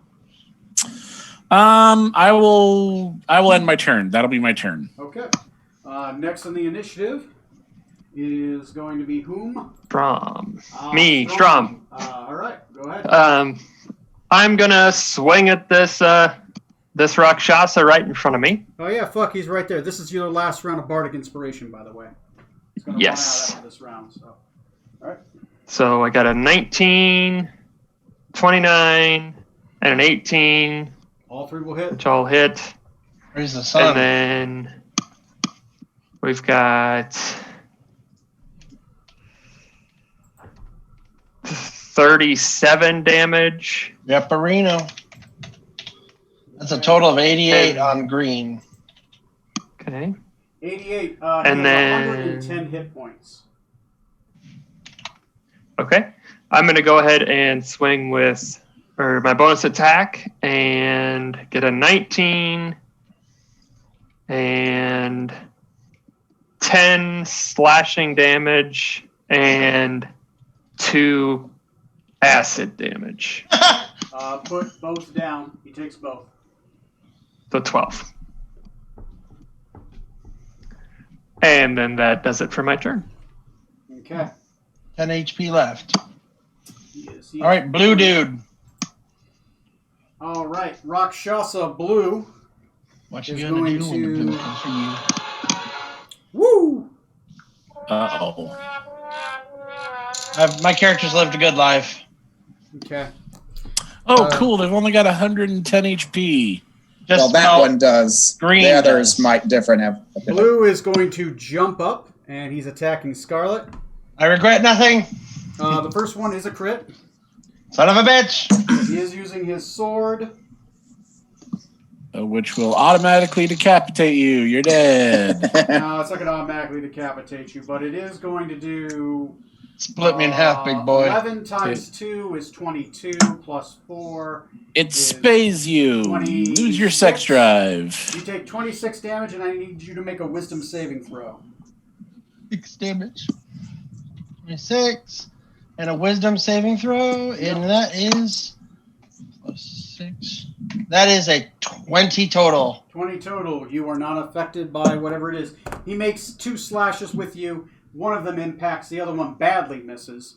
And he screams, he roars at you, and that's pretty much his turn. They start off with melee attacks. Next in the initiative is going to be Zorksan. You are right here. You did, Tom. Dr. Yep. Venom. All right. Let's see here. I think I have room to squeeze next to Strom and smack him in the hallway there. Yeah, you got room. Oh, no! Yeah. The figure Decadic bases found a are- hidden wall. Oh God, this is the real Pat's a Smoot. All right, and we're gonna roll. He had to die to find it. And find my thing. There we go. It's gonna be 2 hits Mhm. for 28 and 27 respectively. Let's see. Is he resistant to fire damage at all? He is Yes, not yes. resistant to fire damage.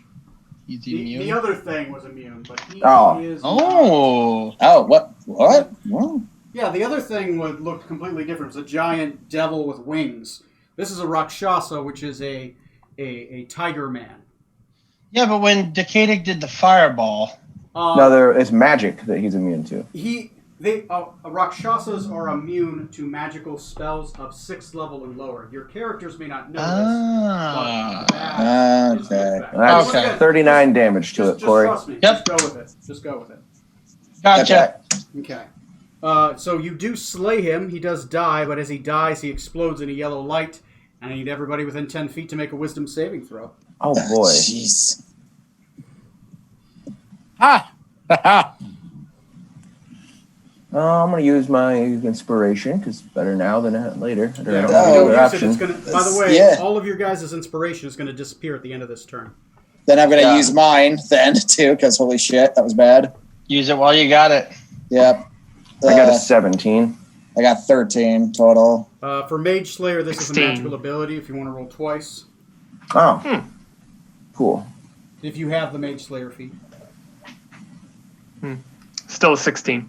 Still a 16. 16 is the DC. Who did not get a 16? I did not. Okay, Decadic, you are blinded.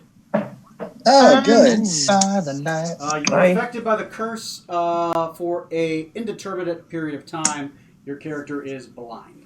That's great. Can I still sense the direction Smoot is in with my gem? Yes, you can. Yes, you That can. way. You can sense this direction.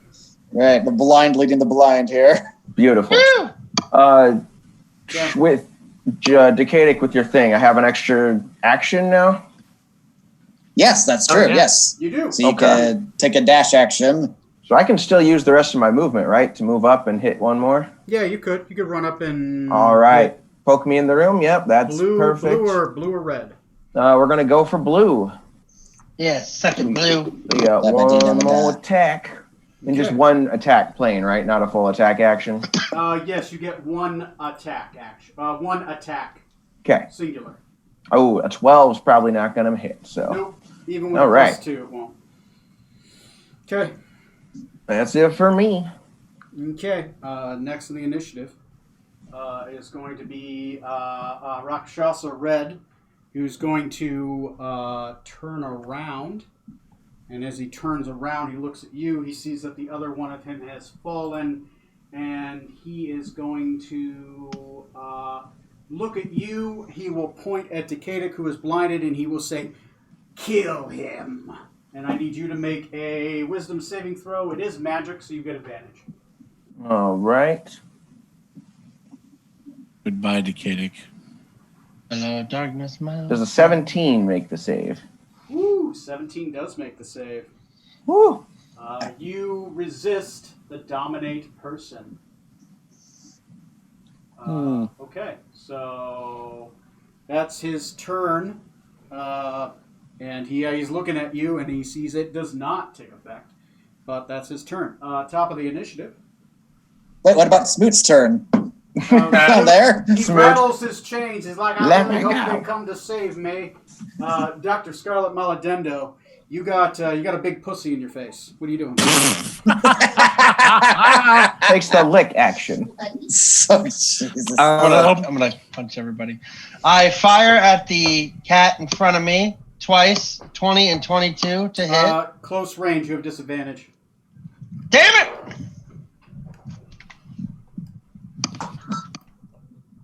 17 and 20 then. He's wielding a shield. His AC is 20. Or no. Yeah, he's wielding a shield. His AC is 18. Sorry. So one of those hits, Yes. and that will do. Let me just re-roll it, and that will do 3 points of piercing damage. Got him. 3 points of piercing damage. Nice. Okay, he takes 3 points of piercing damage. Is it Gotcha. magical? No, it's just my pistol. He takes 2 points of piercing damage. I'll divide it by half and round up. Okay. They're resistant to non-magical based Oof. attacks. Yeah. Okay. And so now he's only been hit once.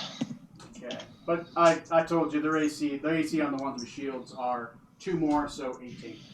18. All right. Next in the initiative. That'd be me, who's blinded. You are blind. What are you doing? Probably fuck all. I don't know what I can do. Yeah, 'cause if I can't figure out where to target somebody, I'm not going to fire spells off willy-nilly that might hit my crew. Okay. I'll tell Strom, at least next to me, that Strom, I'm struck blind. I can't see what's going on. Okay. You want to take the defensive action then? Yeah, I'll take defensive action. So normally they'd have advantage to attack you, so now it's just a straight roll if you get attacked. Okay. Yeah, just holding my sword up, just ready to try to meet anything that comes at me. You attack blindfolded, which has happened before. That was part of your training. Rutherford, Benjamin Smythe III. You see a blind crew member that you could kill right here. Do it. Well, Strike him down. mean, And I never know. Wouldn't see it coming. he and I have had kind of a rocky relationship. You could become the arcanist of the ship. Bring it, big boy. Nah, I will move 5, 10, 15, 20, 25. I'll move into the doorway. Okay. How many orders has the captain issued? Because we could say, And it's under captain's orders. blue guy here is ganging up on my friend, my itty bitty little friend there. Yep. Is about to catch hell. Yep. Let me roll that damage for that big old gun that I got. Boom, boom, bang, bang. I've lived a good life. If I die in electricity, just tell people that's how I wanted to go. Nope. I'm using the normal ray gun. Normal ray gun. Ooh! Nothing happened. I feel normal. 29. That's a hit. It's an 11. That misses. And 17. 17 will... I'll give you a +1 to the attack because his back's to you and you're kind of partially flanking. I'll give you that. Okay, so 2 hits then. Yeah, 2 hits. And pow. That's 14 damage and 16 damage. So that's a total of 30 damage. 30 Yes. damage. It's magical. It's radiant. It goes through. It's considered magical. It's technology. Magical but, and you know. radiant. Okay. Okay. All right. That's your attack action and your move. If nothing for your bonus action, I'm going to move on. Yeah, no, we're good. Strom. You can murder Alrighty, Kaden. He wouldn't even know. I'm gonna run in and go next to the captain, if I can. Roll me an acrobatics check just to get through this crowded area. Okay. It's not going to be high. 9. It's a Like I said- natural 1. Oh, Oh. okay. So So you're going to lose half your movement. I'll allow you to do it, but you lose half your movement. So your movement's down Okay to with that. 20. So 5, 10, 15, 20. The closest you can get is right here. That's right where I wanted to be. So Okay. that's okay. Here you go. And you're right. Stay by- with me, Never- Strom. Wait, Strom. What? Strom, where'd you go? Okay. I'm gonna swing at him. Okay. 22, That'll hit. 26, That'll hit. and a natural 20. That will also hit. And with that, that means that he, Well, it's or not immune to the Rakshana, is filled with unsettling dread, and they are subject to the frightened condition unless it ignores or is immune to. He the is frightened not condition. immune to being frightened. Yes, he is frightened currently. So he has disadvantage All right. on all attacks against you until the end of your next turn, I believe. Fucking Awesome. nerd. And I'm going to roll for attack. 7, 13, 12. Got 32 damage. Yeah. And then I'm going to go ahead and attack with my offhand Okay. for 24 I'm just gonna. and another 10 damage on him. Nice. Wow. What is So the that total? is. He is now at 54 points. Red. 54. Woo! All right. He is frightened. And that ends my turn. Okay. All right. Next in the initiative is going to be Rakshasa Blue. Rakshasa Blue. he's getting surrounded. He's not quite sure what to do. He doesn't like that that's surrounded. So he's gonna do the same thing. He's gonna look at. I'm gonna roll for 1, 2, 3, 4. 1, 2. He turns around. He looks at Trey's character. Ah, fuck. And he says, "Kill him!" And he points at the captain. Well, you don't have to waste a spell on that one. I need a wisdom saving throw, Trey, against dominate person. Wisdom saving throw. Okay, here we go. I'm gonna roll it. I was hoping that it does real well.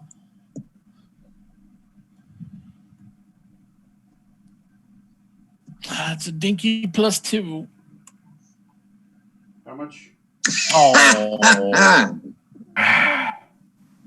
So I'm gonna shoot the captain. So your What a next shocker. your next action, you will attack the captain as if you were trying to kill a monster. So whatever you would do to kill a monster, you're gonna do to kill the captain. You could have just asked nicely. Yeah, At the right? end of your next turn, at the end of your turn, you can re-roll. Okay. Okay. Next on the initiative is going to be. I think it's me. Scarlet. Zorksan, Venom Oh, yeah. Tongue. No, Zorksan. Zorksan, bad news is the man behind you is looking at you a little wily. His gun is starting to turn your direction. Not again. This is whatever. You know what? This is just normal at this point. Okay. We're gonna go ahead and try to take down Blue here. Okay. One normal thing in this crazy nightmare we find ourselves in. Okay. Go ahead. And yeah, okay. Let's go on that. So plus. Jitterbug. I'm gonna use the bathroom real quick, guys. I'll be right back. I'll be Okay. back in like 20 seconds. 28 hits. I will get him for 18 damage. What's up? Which one was that you're attacking? Blue. Blue. 18 damage. That's not the right number. There we go. Oh, he's at 72. He's dead. Blue. Not red, Damn it! blue. I almost was there. There we go. So that's 48. Yeah, he's dead. Definitely dead. Gotta be dead. Most likely, yes. Critical hit. Wonderful. What's that? I roll a D65 billion. You killed everybody else in the whole entire dungeon. A D65 billion. I rolled a 1. Fuck. Yep, you killed everybody. Okay. I'm The higher the number, the more dungeons you destroy. So 1, you just destroy this one. You back, Tony? Yeah, I'm back, man. Okay, I hit him once for whatever damage I just said. Not too much. 18 damage. 18 damage. All right. Put it on the board. Yep, he's at 48 That- right now. And that's it for me. 18 damage. That's a bit, and he makes his concentration saving throw. So next on the initiative is going to be It's a lot of damage, Rakshasa Takeda. Red, I had to try my luck. who Heck is yeah. technically frightened right now. He can't move closer to Strom. Destroyed the planet with He is that. going to, I guess, attack blindly. He can't attack the source of his fear, so he's just going to attack the captain with disadvantage. What is your AC? 17. Oh, I see it. Yeah, he misses on his first attack. Misses on his second attack because of the That was nice of disadvantage. him. So he starts swinging blindly, eyes wild, as he looks at Strom's wolf-like features with his cat-like features. And Strom looks normal except for the yellow eyes. So next would be Dr. Scarlet Maladendo. All right, I'm going to pull out my 9 lives Steeler Rapier. Okay, after movement, shink, you draw it. Yep. So let's see. First attack is 16. Second one is 26. So that means the 26 goes through. 26 will go through. And it's 1d8 plus 4. And I said that he was flanking, so you're technically flanking. You have a +2 to your attack. Oh, That means you hit twice. sweet. Oh, okay, perfect. And then, so that's a total of 15 points of damage on him. 15. Okay. Yeah. All right. Put it on the board. He maintains concentration. He's at 63 right now. Okay. He's bloodied. You have 110 hit points. Gotcha. Okay. Next in the initiative is going. If you're done. Yeah, that's it. That's all I got. Decadic, you are no longer blind. Oh, thank goodness. At the All right. at the start of your next turn after that, you become unblind. All right, then.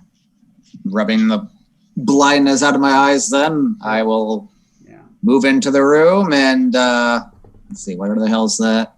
I'll head toward Blue next to Scarlet there. I'll swipe at him. Make me an acrobatics check to get past Trey's character because he's in the doorway. Right. And technically hostile. Oh, shit, you're right. I don't know that. You don't know Only that. against the captain, though. So I actually get a... true. That is true. That was the dominate. That was the extent of the dominate. I get advantage of my acrobatics thanks to my blade son. So let's see here. It's 23. That's one. You make it. And you don't lose any movement. All right. Yep, I'll go up to Blue and snicker snack. Okay. 19 and a 16. The 19 will hit, and the 16 will not hit. Sadly, you are not flanking with anybody. That's all good. That's going to be 14 damage. 14 damage. 77. He maintains his concentration. Okay. Yeah. If you are done, Yep. Rutherford. So I'm right there, Yep. and I have to attack the captain. You have to, as if you were attacking a bad guy. Mhm. Or Just an pretend evil it's like baby. any other day. So you wouldn't punch him with your fist. You would attack. Shoot him. I would shoot him. I would shoot his ass. Okay. Would you shoot Because you're him a in close gentleman. range, In or the would back of you my head back again. up and shoot him? I would like. What's that? If I moved. Let me ask you this: do I see Strom as a bad guy? You feel only be compelled to attack the captain. That was the limitation. If I would have said attack and kill your friends, you were there, but you have to fulfill the dictate of the attack. Okay, cool. Move me.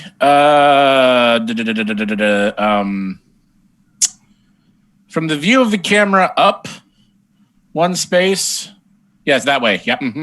Okay. Right there. And I'm going to fire my thunder cannon at him. Oh no. Ooh. Okay. So whoever gets hit by that beam. Me. Technically, it would only That's be the it. captain because these guys are immune. Ah. Yeah. Yep. You also want So to attack. strike me. Also, you will not attack the person who's dominating you. You are friendly to them. They are your allies. Fuck. Okay. Yeah. Trying to get around that. There is no way around Has it. it stopped and him if there before? was, I would negate your action. I would roll for you. Well played. Well played. I attempted. I'm sorry. Yep. So I need to make a DC 16? Yep. 15 15. It's Dex magical. save. All right. deck save. Oh, thank goodness. I got it with my second roll. My advantage there. You take Oh, hey. half the damage again from that gun. What was that? Again. That's the second time you've been hit by that gun. Yeah. Last time I took full damage. I'm doing better. Okay. Oh, no. I was half last time, too. All right. Yeah. But Go yeah, ahead and so roll what do I that, take? and that's pretty much Trey's turn. Trey, you do get a Oh, will God. saving throw at the end of your turn Mhm. against the dominate 15. effect. Man, that's almost as much as your full one last time. I think you're trying Yep. harder now since you're aiming at me on purpose. Like, he's got to break in his new gun, and that's the only way he knows how. Which is firing it at the backs of my friends. So I'm going to roll that wisdom save. Yep. Does a 19 make it? 19 makes it. Okay, I will curse loudly once I realize what I've done. Fuck it, son of a bitch! God damn it! Okay. All right. 2 fights in a row, Rutherford. Don't call our captain a son of a bitch. I'm sorry. Strom, you just saw Rutherford light up the captain like a Christmas tree, and then he started cursing. You know, I watched him That's a normal thing. and dominate me, and I just assumed his spell failed, and he just did it anyway. The captain commands Strom to attack Rutherford. Get rid of this. I turd. am gonna go ahead and attack the guy that's frightened because that shit happens all the time. I'm not worried about it. Okay. Go ahead and unleash. So that would be a Damn. 28, a 23, a 28, and a 20. They all hit. That is 17. 31 Yes, 31 damage. on red. And 54 plus 30 And- plus 85 total right now. Then I will do my offhand and attack again. Okay. And I'm not flanking, am I? You are not. You are not flanking. Okay. So this one misses. Okay. All right. And that does it for my turn. All right. Does it for his turn. Next is going to be on the initiative. Rakasha Blue. Rakasha Blue. He is getting assed the fuck up. He is still alive, but barely. He is going to attempt to plane shift away. And he will Bastard. he will scream, "She will hear of this." Do I get a... No, never mind. Technically, he does. You could counterspell it if you wanted to. If you have counterspell. I don't. I have I'm counter going charm. to. Yes, you can. I'm going to. I don't want someone leaving right now. Okay, you counterspell. Plane 5th shift- level. 5th level. Plane shift is a level Probably 7 6 or something. spell. 7. So I Ugh. need you to roll. All right, and sorry, I haven't. You get to add your charisma modifier to the D20 check, and you need to get a 17 or above. Oh, do All it. right. Do it. 17. Shit, Hey. you counterspell it. He screams, "She will hear of this," and he closes his eyes and he concentrates real hard, and nothing happens. He's like, No, she won't. "Ah, fuck." Okay. Next I heard on of the it. initiative is going to be Zorx and Venom Tongue. It's your turn. I need to teach him not to try to run away from me. So, give him the old swing, clickety clack, roll to attack. Gonna give him the old razzle dazzle. Yeah. Did you say that me and Scarlet counted as flanking? Yes, technically because Okay. you're flanking enough. Cool. Swiggity swooty. 26 on the first hit, so that one will hit. And I didn't see what the AC was, but I don't think it's 16. Yeah. No, it's 18. Damn, if it was the red one, it would have been good. Oh well. All right. Question for a minor detail. Which one was it that did the whammy on me? That was the blue one. Blue one? Okay, Captain, fuck him up. That was 20 damage on him. 20 damage. Put it on the board. 97. He is feeling it. And from there, I'm going to 13. use. Let's use my reaction here and command Strom to finish the one in front of him. Okay. Strom, you can use your reaction to attack the one in front of you. All right. And that is a 15. 15 to hit. Yep. Which does not hit. I said to finish him, not try.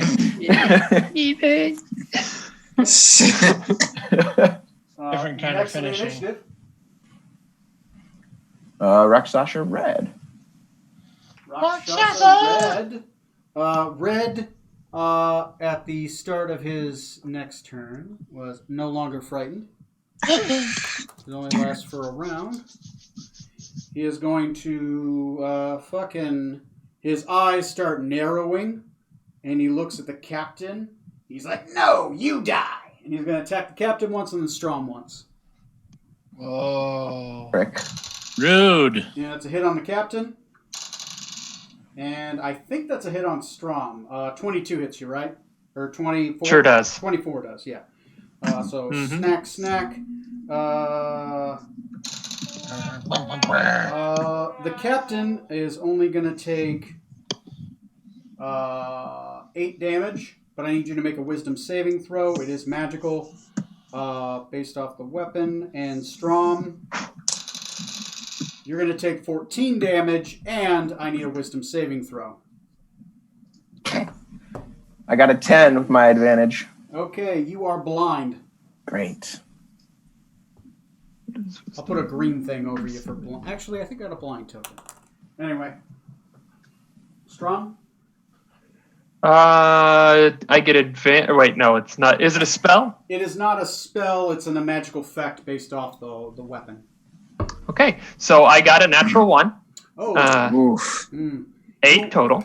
you are That's not also good. blind until the start of your next turn. So you're going to go a full Alrighty. turn blind until it gets back to your next turn. So, okay. Next in the initiative is going to be Edwin Smoot rattles his chains. Dr. Scarlet Maladendo. Okay. I'm going to, if I can do this, I would like to move around the Rakshasa to a point where I can give flanking both to the captain and to Kadik. Yeah, let me see. You would have to move right here. But yes. Perfect. As long as I don't give him an attack of opportunity. You just have to move out of his attack range, unless he's well, there's a certain other things, but that one, don't worry about it.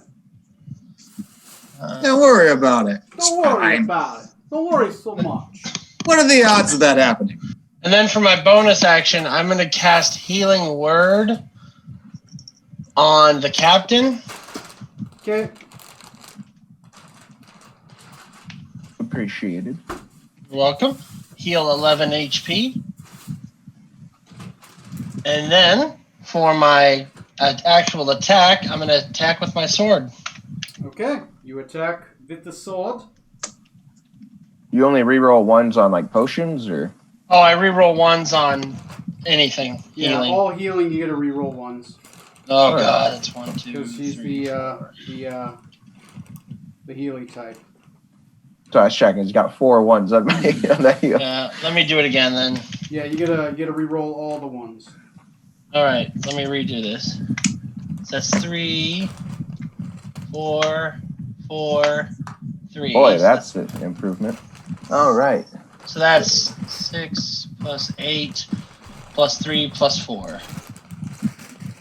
I thought the captain was blinded. Oh, I'm still getting He healed. is. too. I'm just looking. I for can a- still Oh. heal him.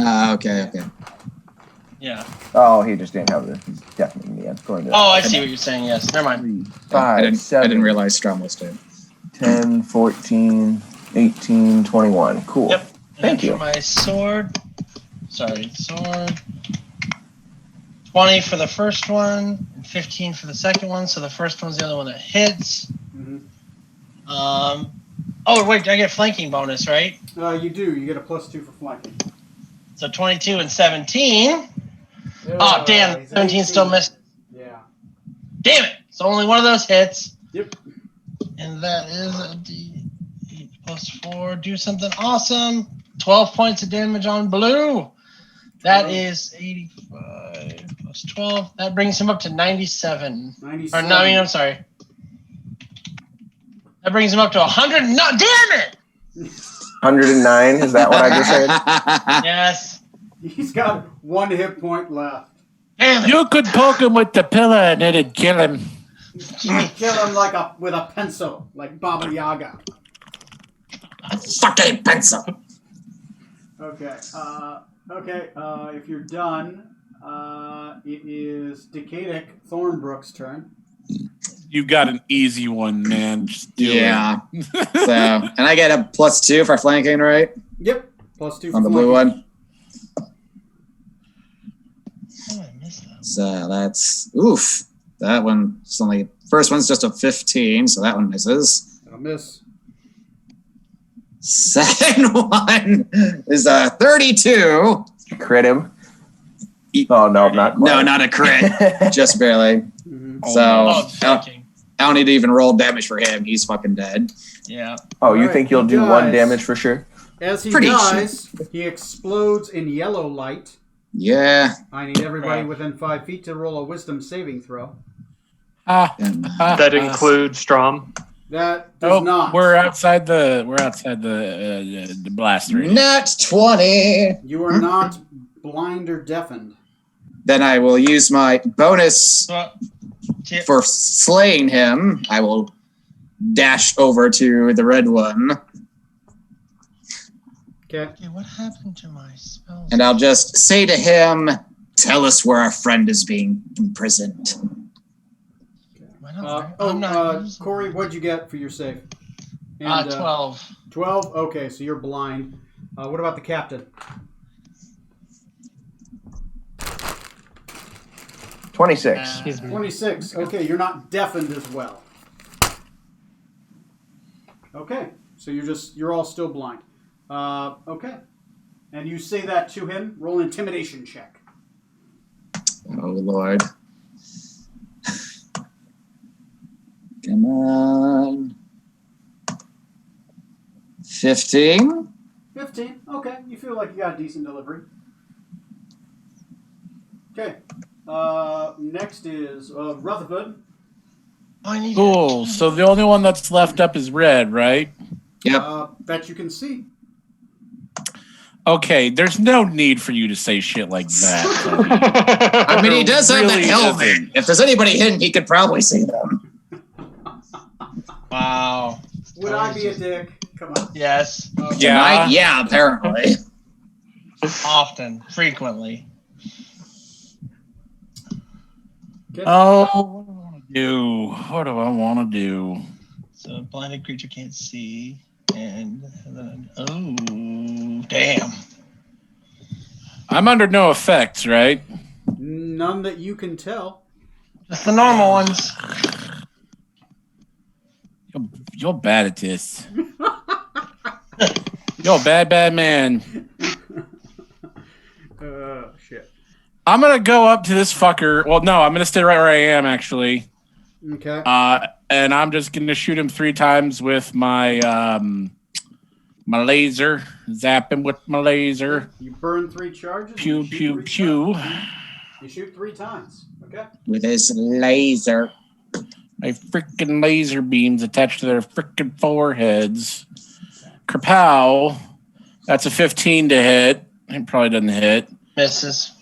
Kapow, Hit. 29. That'll hit. Yep. And then Kapow, dirty 20. Both of those will hit. Neat. Where's my D20 plus? No. That's not what I'm looking for. Where's the 3D8? Bang. 18 damage and 19 damage. Woo. That'll He's down. Hooray! Great. He explodes in yellow light. I need everyone within 5 feet of him to roll a wisdom saving throw. Is that me? I'm like, that's really hard for me to tell. You are literally just out of range. Suck it, Smoot. But everyone is within 5 feet of him that is not you. 23. 12. 7. 32. Okay, if you did not make what did the captain get again? 23. 23. You are not affected. Scarlet, 7. 7. You failed twice. You are blinded for the next minute now. Decadic, 12. just until the start of your next turn. Strom, 22. okay. You become unblinded at the start of your next turn, which is I think this one. So, No. After this round, you would be able to go. It's moot. They're all dead. Damn it, Rutherford! I was about to get information out of him. Were you? Were you really? Are they Yes. all gone? Help! Why don't I believe you? After a couple seconds, the captain and Strom regain their sight. When you're blinded by this yellow light. Help! Scarlet, for the next minute, you're just blind. It's gotta just pat her on the head, like, shh, it's okay. Shh, it's okay. It's all right. Yeah, regret this. Fine. Strom, why are you patting my head? Just say, could check those bodies over there. I'm sure they're dead. Do they have anything on them? Who knows? The bodies on the rack and in the Iron Maiden do not have anything. The horse, as you get closer and look at it, it's not a horse, it's a unicorn. Oh. It does Rough. look like its unicorn's horn has been ripped from its head. Looks like they were kind of chewing on it a little bit. But all three of the Rakshasa cultists, their stuff does appear. Their swords weren't magical. Magical was a part of their ability. But they each do have potions on them. Each one of them has a serious healing potion. Ooh. Strom should definitely take one. Yeah, that might be a good idea. And this room appears to not have another door. In this room, we're going to go ahead and search because Yeah. we're out of might as tunnel well. right now. Yeah, do it. Okay, how much time do you want to dedicate to the search? A minute, 5 minutes, 10 minutes? Billion hours. Like 10 minutes, just to be thorough. Hey, Decadic, when you cast Catnap, was that a spell or a wand or? That was a spell that I did not prepare today. Okay, good to know. Did not anticipate this happening. Well, that makes two of us. All right. Since you spend 10 minutes, it's an automatic success because you got enough of you fuckers have investigation. This wall is an illusionary wall. All Very right, good. we shall proceed through there then. All right. You guys have 10 minutes to drink potions if you need them, or use abilities if you have them to use. Your call. I will I say, am gonna go ahead and use a healing potion. I'm going to take that vial that you use, and I want to collect some of that unicorn blood. Okay, yeah, go ahead and collect some unicorn blood. I'm not sure what it'll be used for, but it seems like it might have a use, so why not? Yeah, why not? All right, everybody that needs it. 12. Everyone heal 16 HP Oh, well, would you look at that? I haven't been touched. as I cast Mass Cure Wounds. I'll touch you, Rutherford. You shoot me again. Yeah. You do get a re-roll those ones if you had any what there in mass cure. I did. I rolled it one at a time so I could do that. Okay. But you give that power armor to someone who actually tanks some hits, Rutherford. Not you. Not you. No one. Actually, I'm going to be the only one that wears it because I like my power armor. If we're going to go Also- to some people who tank guys- Strom or Zorksan. Also, I'm just going to point something out. If you look at the monster health and you look at everyone's AC, Yeah, I can still see where you tried to kill the captain. You're right. I fucking love it. That's fucking Decadic hilarious. and Strom and Smoot all have higher ACs than me. Yeah. When I buff up, When I give you, if I were to give any of you guys this armor, it wouldn't do much for you. I don't It know. really wouldn't. Less chance of killing the Actually, captain. a lot of my stuff is with abilities. If I lost my cloak and wasn't using 2 weapons, mine drops down to an 18. Ooh, Nothing really changes for me. I couldn't wear the armor. It wouldn't fit anyway. So, Tony, has it been an hour since I cast that low creature spell, by the way? Do I need to re-up that? No, it has not been an hour. It's only been about 25 minutes. Okay. Actually, no, you guys took. It's been about 35 minutes. You guys took. Does 10 anyone minutes. Does anyone else need healing spells from me? I'm good. I'm okay. Okay. So as you guys enter and find this room appears to be empty, except it does seem to stash stuff. This appears to be a room where they keep other people's things. You do notice that all of you do finally find all of Smoot's stuff is in here, All right, we got what we came for. Let's go. as well as 2 large piles of treasure and 5 random magical items. Oof. The treasure is going to be it is 18,000 copper pieces. Damn. Wow. There we go. No cursed Kenku gold this time. I don't want to play anymore. And Where's the fun in that? I need. Not like anyone kept it or anything. Okay. Maybe. No, no one did. Nope. Okay, I need someone to roll me a D200 5 times. A All right, we all roll D200. once. Let's go. Okay. Just let me know what the first one is. 'Cause I 7. can't see the screen. What's the first one? 7. Oh, 1, 2, 3, 4, 5, 6, 7. Awesome. The first one is a.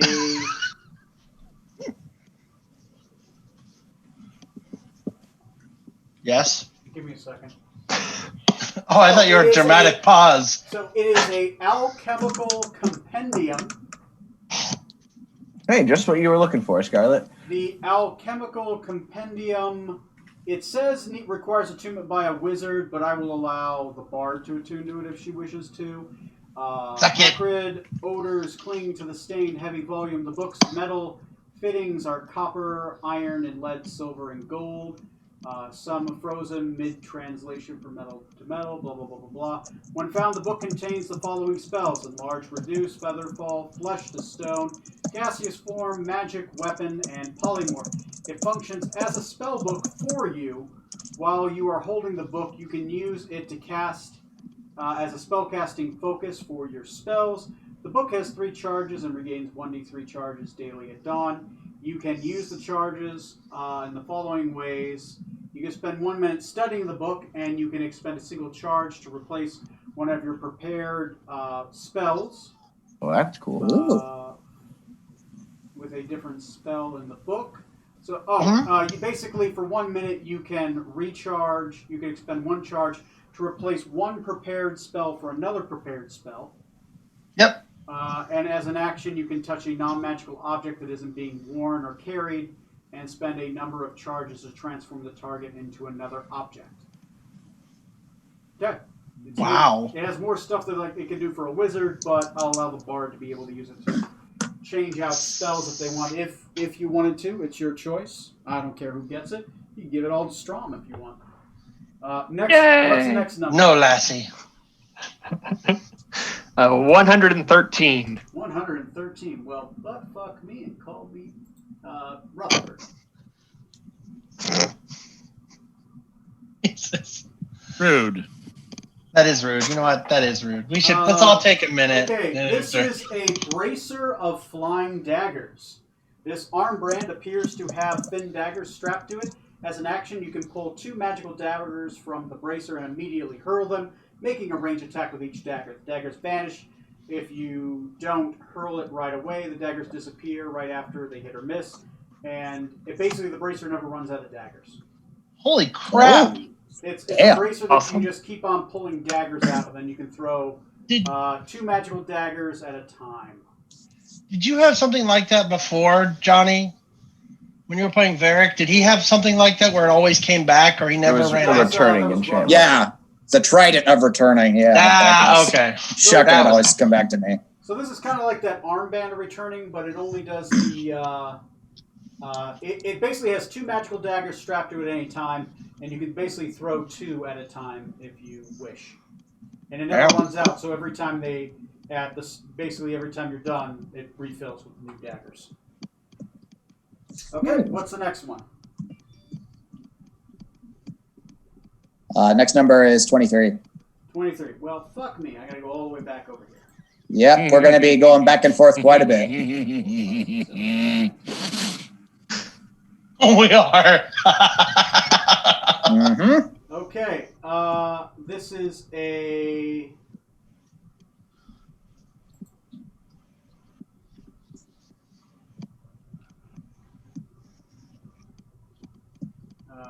You get a bonus to spell attack roll. It's an arcane grimoire.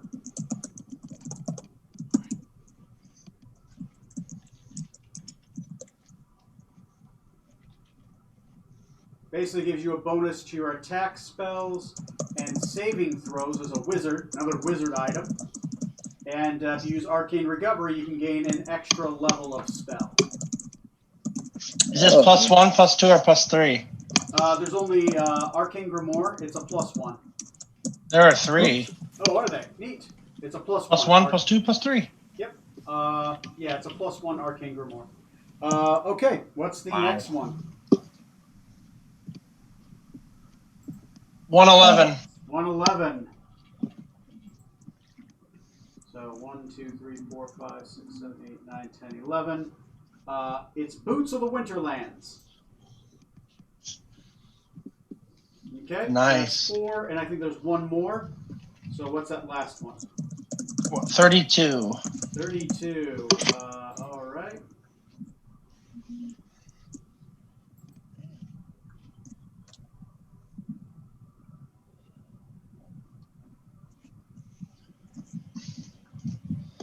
Okay. It is a.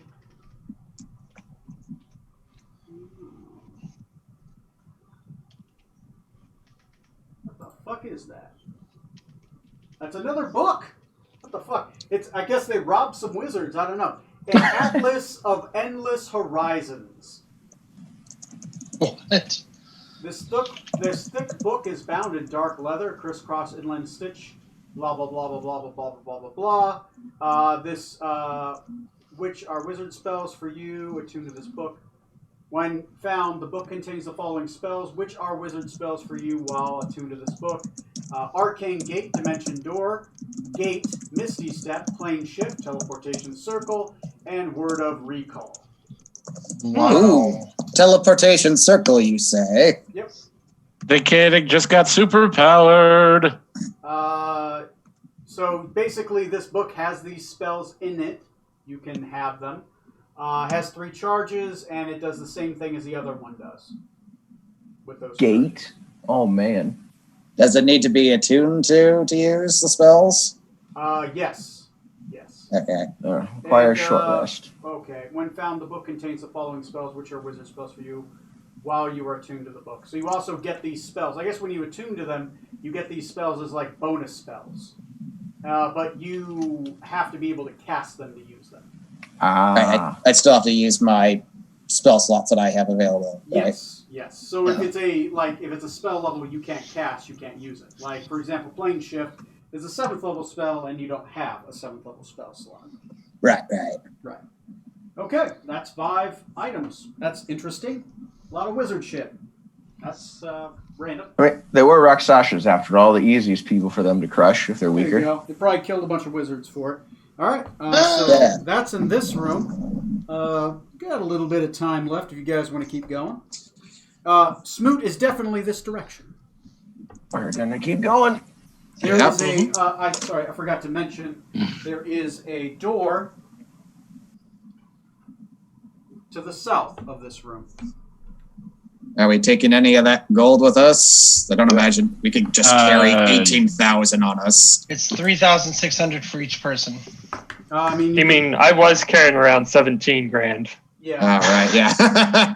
Also, you can take my share, Scarlet, and we'll be even. Thank you. Okay. Then I shall. Oh wait, that still leaves me like 1,000, doesn't it? Paying I some was gonna heavy say, interest. you would still get 1,600. Oh, there is a handy haversack in that room as well. Sorry. Oh, Just Oh, thank fuck yeah, take that. Also, I'll give out my share to you guys. You get 720 each. Oh, right. You did owe some people some money. I forgot about that. No, I just have a debt to pay off. Did 720? 2,000. And now I have to add. Okay. And I'm how going to be much was it? claiming the haversack, just as a by the way. For you, Trey, you would get 1,600. All right, and then how much from Decadic? 720. Well, well, well. Look who's the richest bard in the group. That was already true. I mean, Rutherford, like you Shut say up. that, and Rutherford just goes, I mean, technically, you my piggy bank. I'll come That's to you true. if I need something. I mean, you're not wrong. Because I'm invested and I care. I care about you too, Scarlet. Just, I care. Like Krasnak cared in one way. Scarlet cares in a different way. Oh, I think I decided my next character is going to be a hobo. Oh, oh my god. Okay, so a murderous hobo. Gotcha. Never Yeah. heard of that in Well, D&D. you already rolled your next character. He exists. I suppose you're right. Yeah, we Not just for left long, the city he doesn't. he's from, probably. Next campaign, hobo. Anyway, For your backup character. Here, I'm gonna move this a little bit. So, what do you guys do? There's a door to your south, which feels like that's the direction you should go. Let's go. For the guy. Yeah, let's. If we're ready, Door and rested. Let's Scarlet. do this. Let's do it. Let's find Smoot and get the F out of here. Okay. Someone check out the door, and then I will do the Yep. locks. I'll do some listening at the door. 21. 21. You don't hear anything. Seems silent. All right. I don't hear anything, guys. Yeah, 21. Okay. It's a good roll. I'm going to try to unlock this quietly. Okay, go ahead and If it- roll it. Ooh, that's an 11. It's 11. Not so quietly. You still don't hear anything, though. Okay. I will go ahead and open it slowly after I unlock it. Okay. Give me a second. Let me move some stuff out of the way. Move this out of the way. Move this out of the way. It's a little bit cleaner. Where is everybody in this room, by the way? Or I will be, I guess, right behind Scarlet since she's opening the door. Right behind Yeah. Scarlet. Sounds pretty good to me. So you're here. Scarlet's right I'd be here. right by them too. Right by him. Okay. Oof. I assume you're in the back? Okay, cool. You open up this door. There we go. It slides up and go. Slides open. Are you fucking? Hey guys, the room with that weird creepy chair is in here. I don't see anything else. Absolutely nothing else. Turn around, let's go. Aha. The room. I'm by the scruff of Scarlet's neck, just pulling Wait, are her we still backwards. doing? Wait. Are we still doing our telepathy? Yeah, that would still be going for an hour. So yeah. Okay, so I say all that inside our heads. Nothing to see here. Just move see, on. Yeah, you see a red sofa chair. Yep. Trey, you see more than a red sofa chair. Yeah, that's that fellow. I start whistling and turn around and just start walking away. Okay. Ooh. I say, that chair, yeah, I'm grabbing it. We're leaving. I'm grabbing Scarlet. We're dragging her away. Okay. Before she tries to fight it again. Scarlet attempts to shut the door. As she does, the door doesn't budge.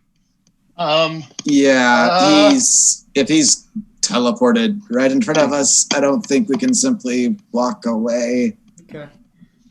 So you guys Let's turn walk away around, last time. right? Maybe we'll get lucky again. So you guys turn around and start heading out. Yes. Yes. I have seen the wisdom. Okay, give me a second here. I mean, I'm starting to think that maybe the locate creature is in fact pointing us at that teleportation circle. Oh God. Yeah. Turn around! Oh, Shazam! All right. So what needs to happen is somebody has to sacrifice themselves and go into the room while the others escape. I like your thinking, Strom. I think that you taking the initiative to be a volunteer in this is great. We will remember This is someone, you, not me. Get us the hell out of here. Strom, nice knowing you. Goodbye. So, an interesting thing, as you guys turn around and you start heading that way, while you're still looking at the door, that becomes a hallway. Oh. I really want to know the name of that John Cusack movie now. It's going to bother me. A hallway that seems to go and turn into an elbow going a direction. John Okay. Cusack. Potentially, if we watch and we walk backwards, maybe we'll be able to continue. Yeah, sure. Yeah. And just to make sure, locate creature still pointing Smoot in the direction we were heading. Yep, it's still going this way. Okay, we're going to proceed Okay. that way, away from the chair. Yes. Okay, so you just start. Vocally out loud will say, "Oh, how peculiar. This chair appears to be following us. Well, we'll just keep going where we want to, I suppose." So, is somebody watching this room while you guys are going? Rutherford, please keep an eye on him telepathically. Oh, I am. Saying as you're the only I one who am. can see him. Are you keeping an eye on him with your helm looking behind you, or are you facing him, keeping your eye on him? Keeping an eye on him with my helm, I guess. Okay. So everyone else turns around, starts going this way. You guys get to probably about here, right? As he turns around, turning his back to him. Oh no! God damn it! There is a wall behind you now.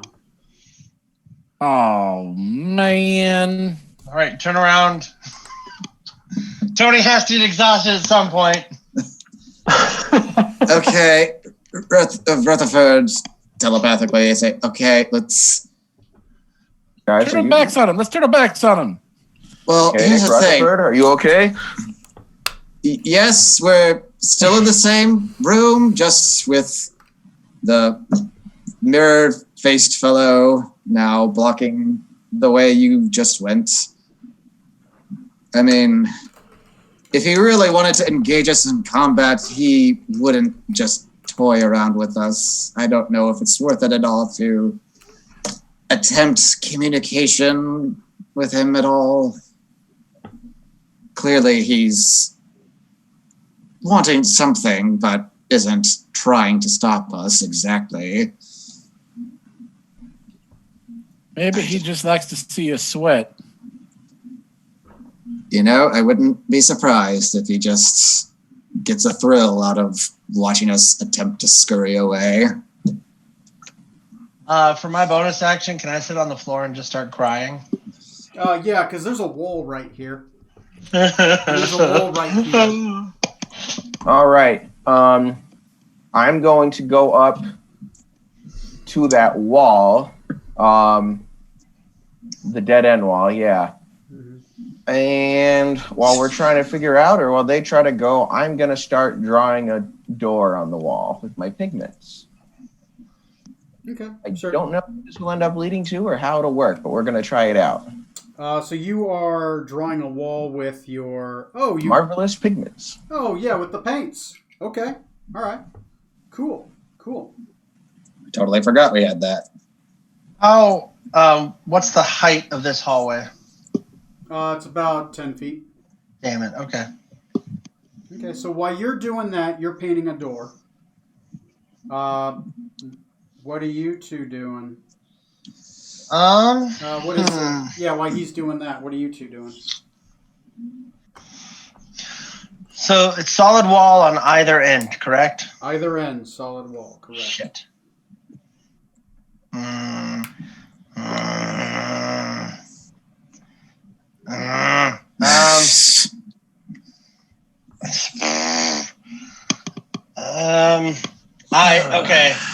I think what I'm gonna do is I'll do Dimension Door back to where Rutherford and Decadic are to tell them that we are stuck in a different hallway. You came over to tell them you're stuck. You can telepathically speak to us still. Oh, then never mind. I'll do that telepathically. Yeah, also with Dimension Door, you have to be able to see where you're going. You can't. I think you have to. Yeah, well, at least I in mean- the description, it says you can, it says to any It other says spot C. within range, so it would have and you to- can describe like Oh, forward never at mind. an angle. Yes, you could. Sorry, Oh, I I see. Thunderstep probably. But yeah, Yeah, you can talk I could- telepathically. So you. yeah, I'll do that telepathically instead. Thank you, though. Mhm. Hey, Decadic, and everybody else. We are in a L-shaped hallway with 2 dead ends. We're doing okay. Captain has gone insane and is painting on the wall. I have decided to panic a tiny bit. Send help. Signed, Scarlet. Yes, noted, Scarlet. Captain, should I just see what this fellow wants? It's clearly pointless to pretend that we don't know he's there.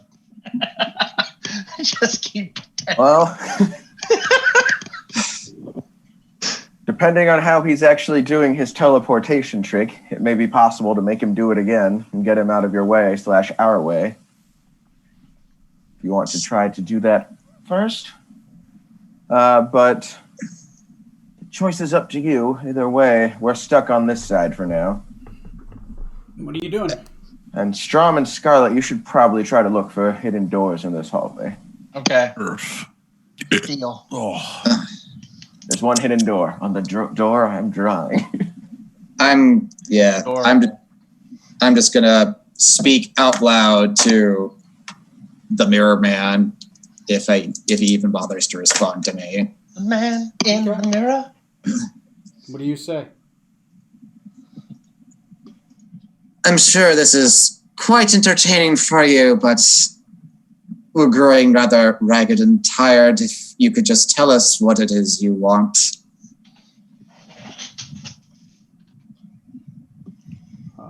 He doesn't appear to say anything back. His cloak begins to billow a little bit. Can I turn into an octopus? Is he doing anything, Rutherford? I still can't see him. Mentally, his cloak is billowing a bit. Okay. That's probably not a good sign. And out loud, I'll continue. I'm sure you're probably frustrated at our previous escape from you in Saltmarsh. Clearly, we are easily within your clutches now. So why bother with this game of cat and mouse? Is there a point to it, or are you just amusing yourself? It begins to get darker in your room and in the room that you're currently painting the pigments in. As it starts to get darker, you see little that yellow in the brick. You start seeing little speckles, like the brick's starting to become more transparent as it's getting darker. no. And you start seeing starlight. Not this again. So, Matt, this is the same prelude that wiped out that city that we forgot about. So this is going to be fun. Oh, fun. Yay! Okay. We still need to find Smoot. We do. I'm sure we'll all be I don't know if together it'll matter soon. in a minute. At this point, I'll say it's been about 4 minutes. I feel like I maybe would have finished my drawing by now because my thing says it takes me 10 minutes to do like 100 cubic feet. Oh, right. I'm only doing yeah. a door. 4 minutes is enough for a cubic door. And considering the time,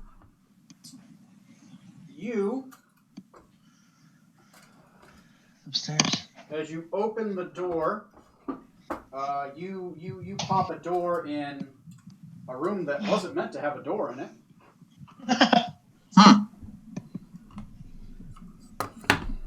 So I will replace this with I'll move a door or whatever right here. And chained to the wall, this is room 20. Is Smoot. And we will, since it's 11:30, I'm going to say we'll end it there. As you guys are face to face with the Gatekeeper, as he begins to slowly cast a mass plane shift to Carcosa. Let's see if you can stop him before he completes the task. Uh-oh. And if Neo's here, Neo can play. If not, well, it's chained to the wall. I'll say out loud, I am the Keymaster. I am the gatekeeper. Slow down there, Rick Moranis. Okay. Here, let me, give me a second. I had a lot of different things that could have shown up. That was one of them. Okay. Pretty cool. All right. Oh. Let me grab that. Let me move my mouse. Damn it. Give me a moment. I gotta move. Back to here. All right, guys. Well, shit, probably can't hear me. Now I can hear you. Okay, good, Well. good. Okay. Well, good job, guys. Another successful mission. You aren't dead yet. I don't think it's successful until we get out alive. Yeah. So next agree. game we'll see what happens, and yeah, I hope you guys had fun. If you didn't, well, fuck you. And yeah, we'll see what happens next time on the Dungeons and Dragons as you guys try to escape the Temple of Elemental Evil before you're shifted into the plane of Carcosa. You've done it once before. How hard could it be? Well, you just gotta find a way around this guy. Gonna turn into, you guys just better fucking run the way back we came. We're gonna go Oddly this enough, way and hope we meet up. I was surprised you guys found your way to room 20. Like, I was following you. Okay, they're gonna go this way. This way. Okay, they're going this way. And then when you said you were gonna paint on that door, I was like, oh, okay. By the way, there's a secret door. You guys just didn't see it yet. But yeah, there you go. We like to do things the hard way, you know? Of course we do. I've been looking for a reason to use my pot for so long. You painted a door. Paints. Good job, guys. Anyway, I guess I'll see you guys next Friday on episode 66. Fitting number. See if you go to Carcosa. Hopefully not, because that would be really bad. So I'm gonna Would that just be streaming. end the campaign? Would we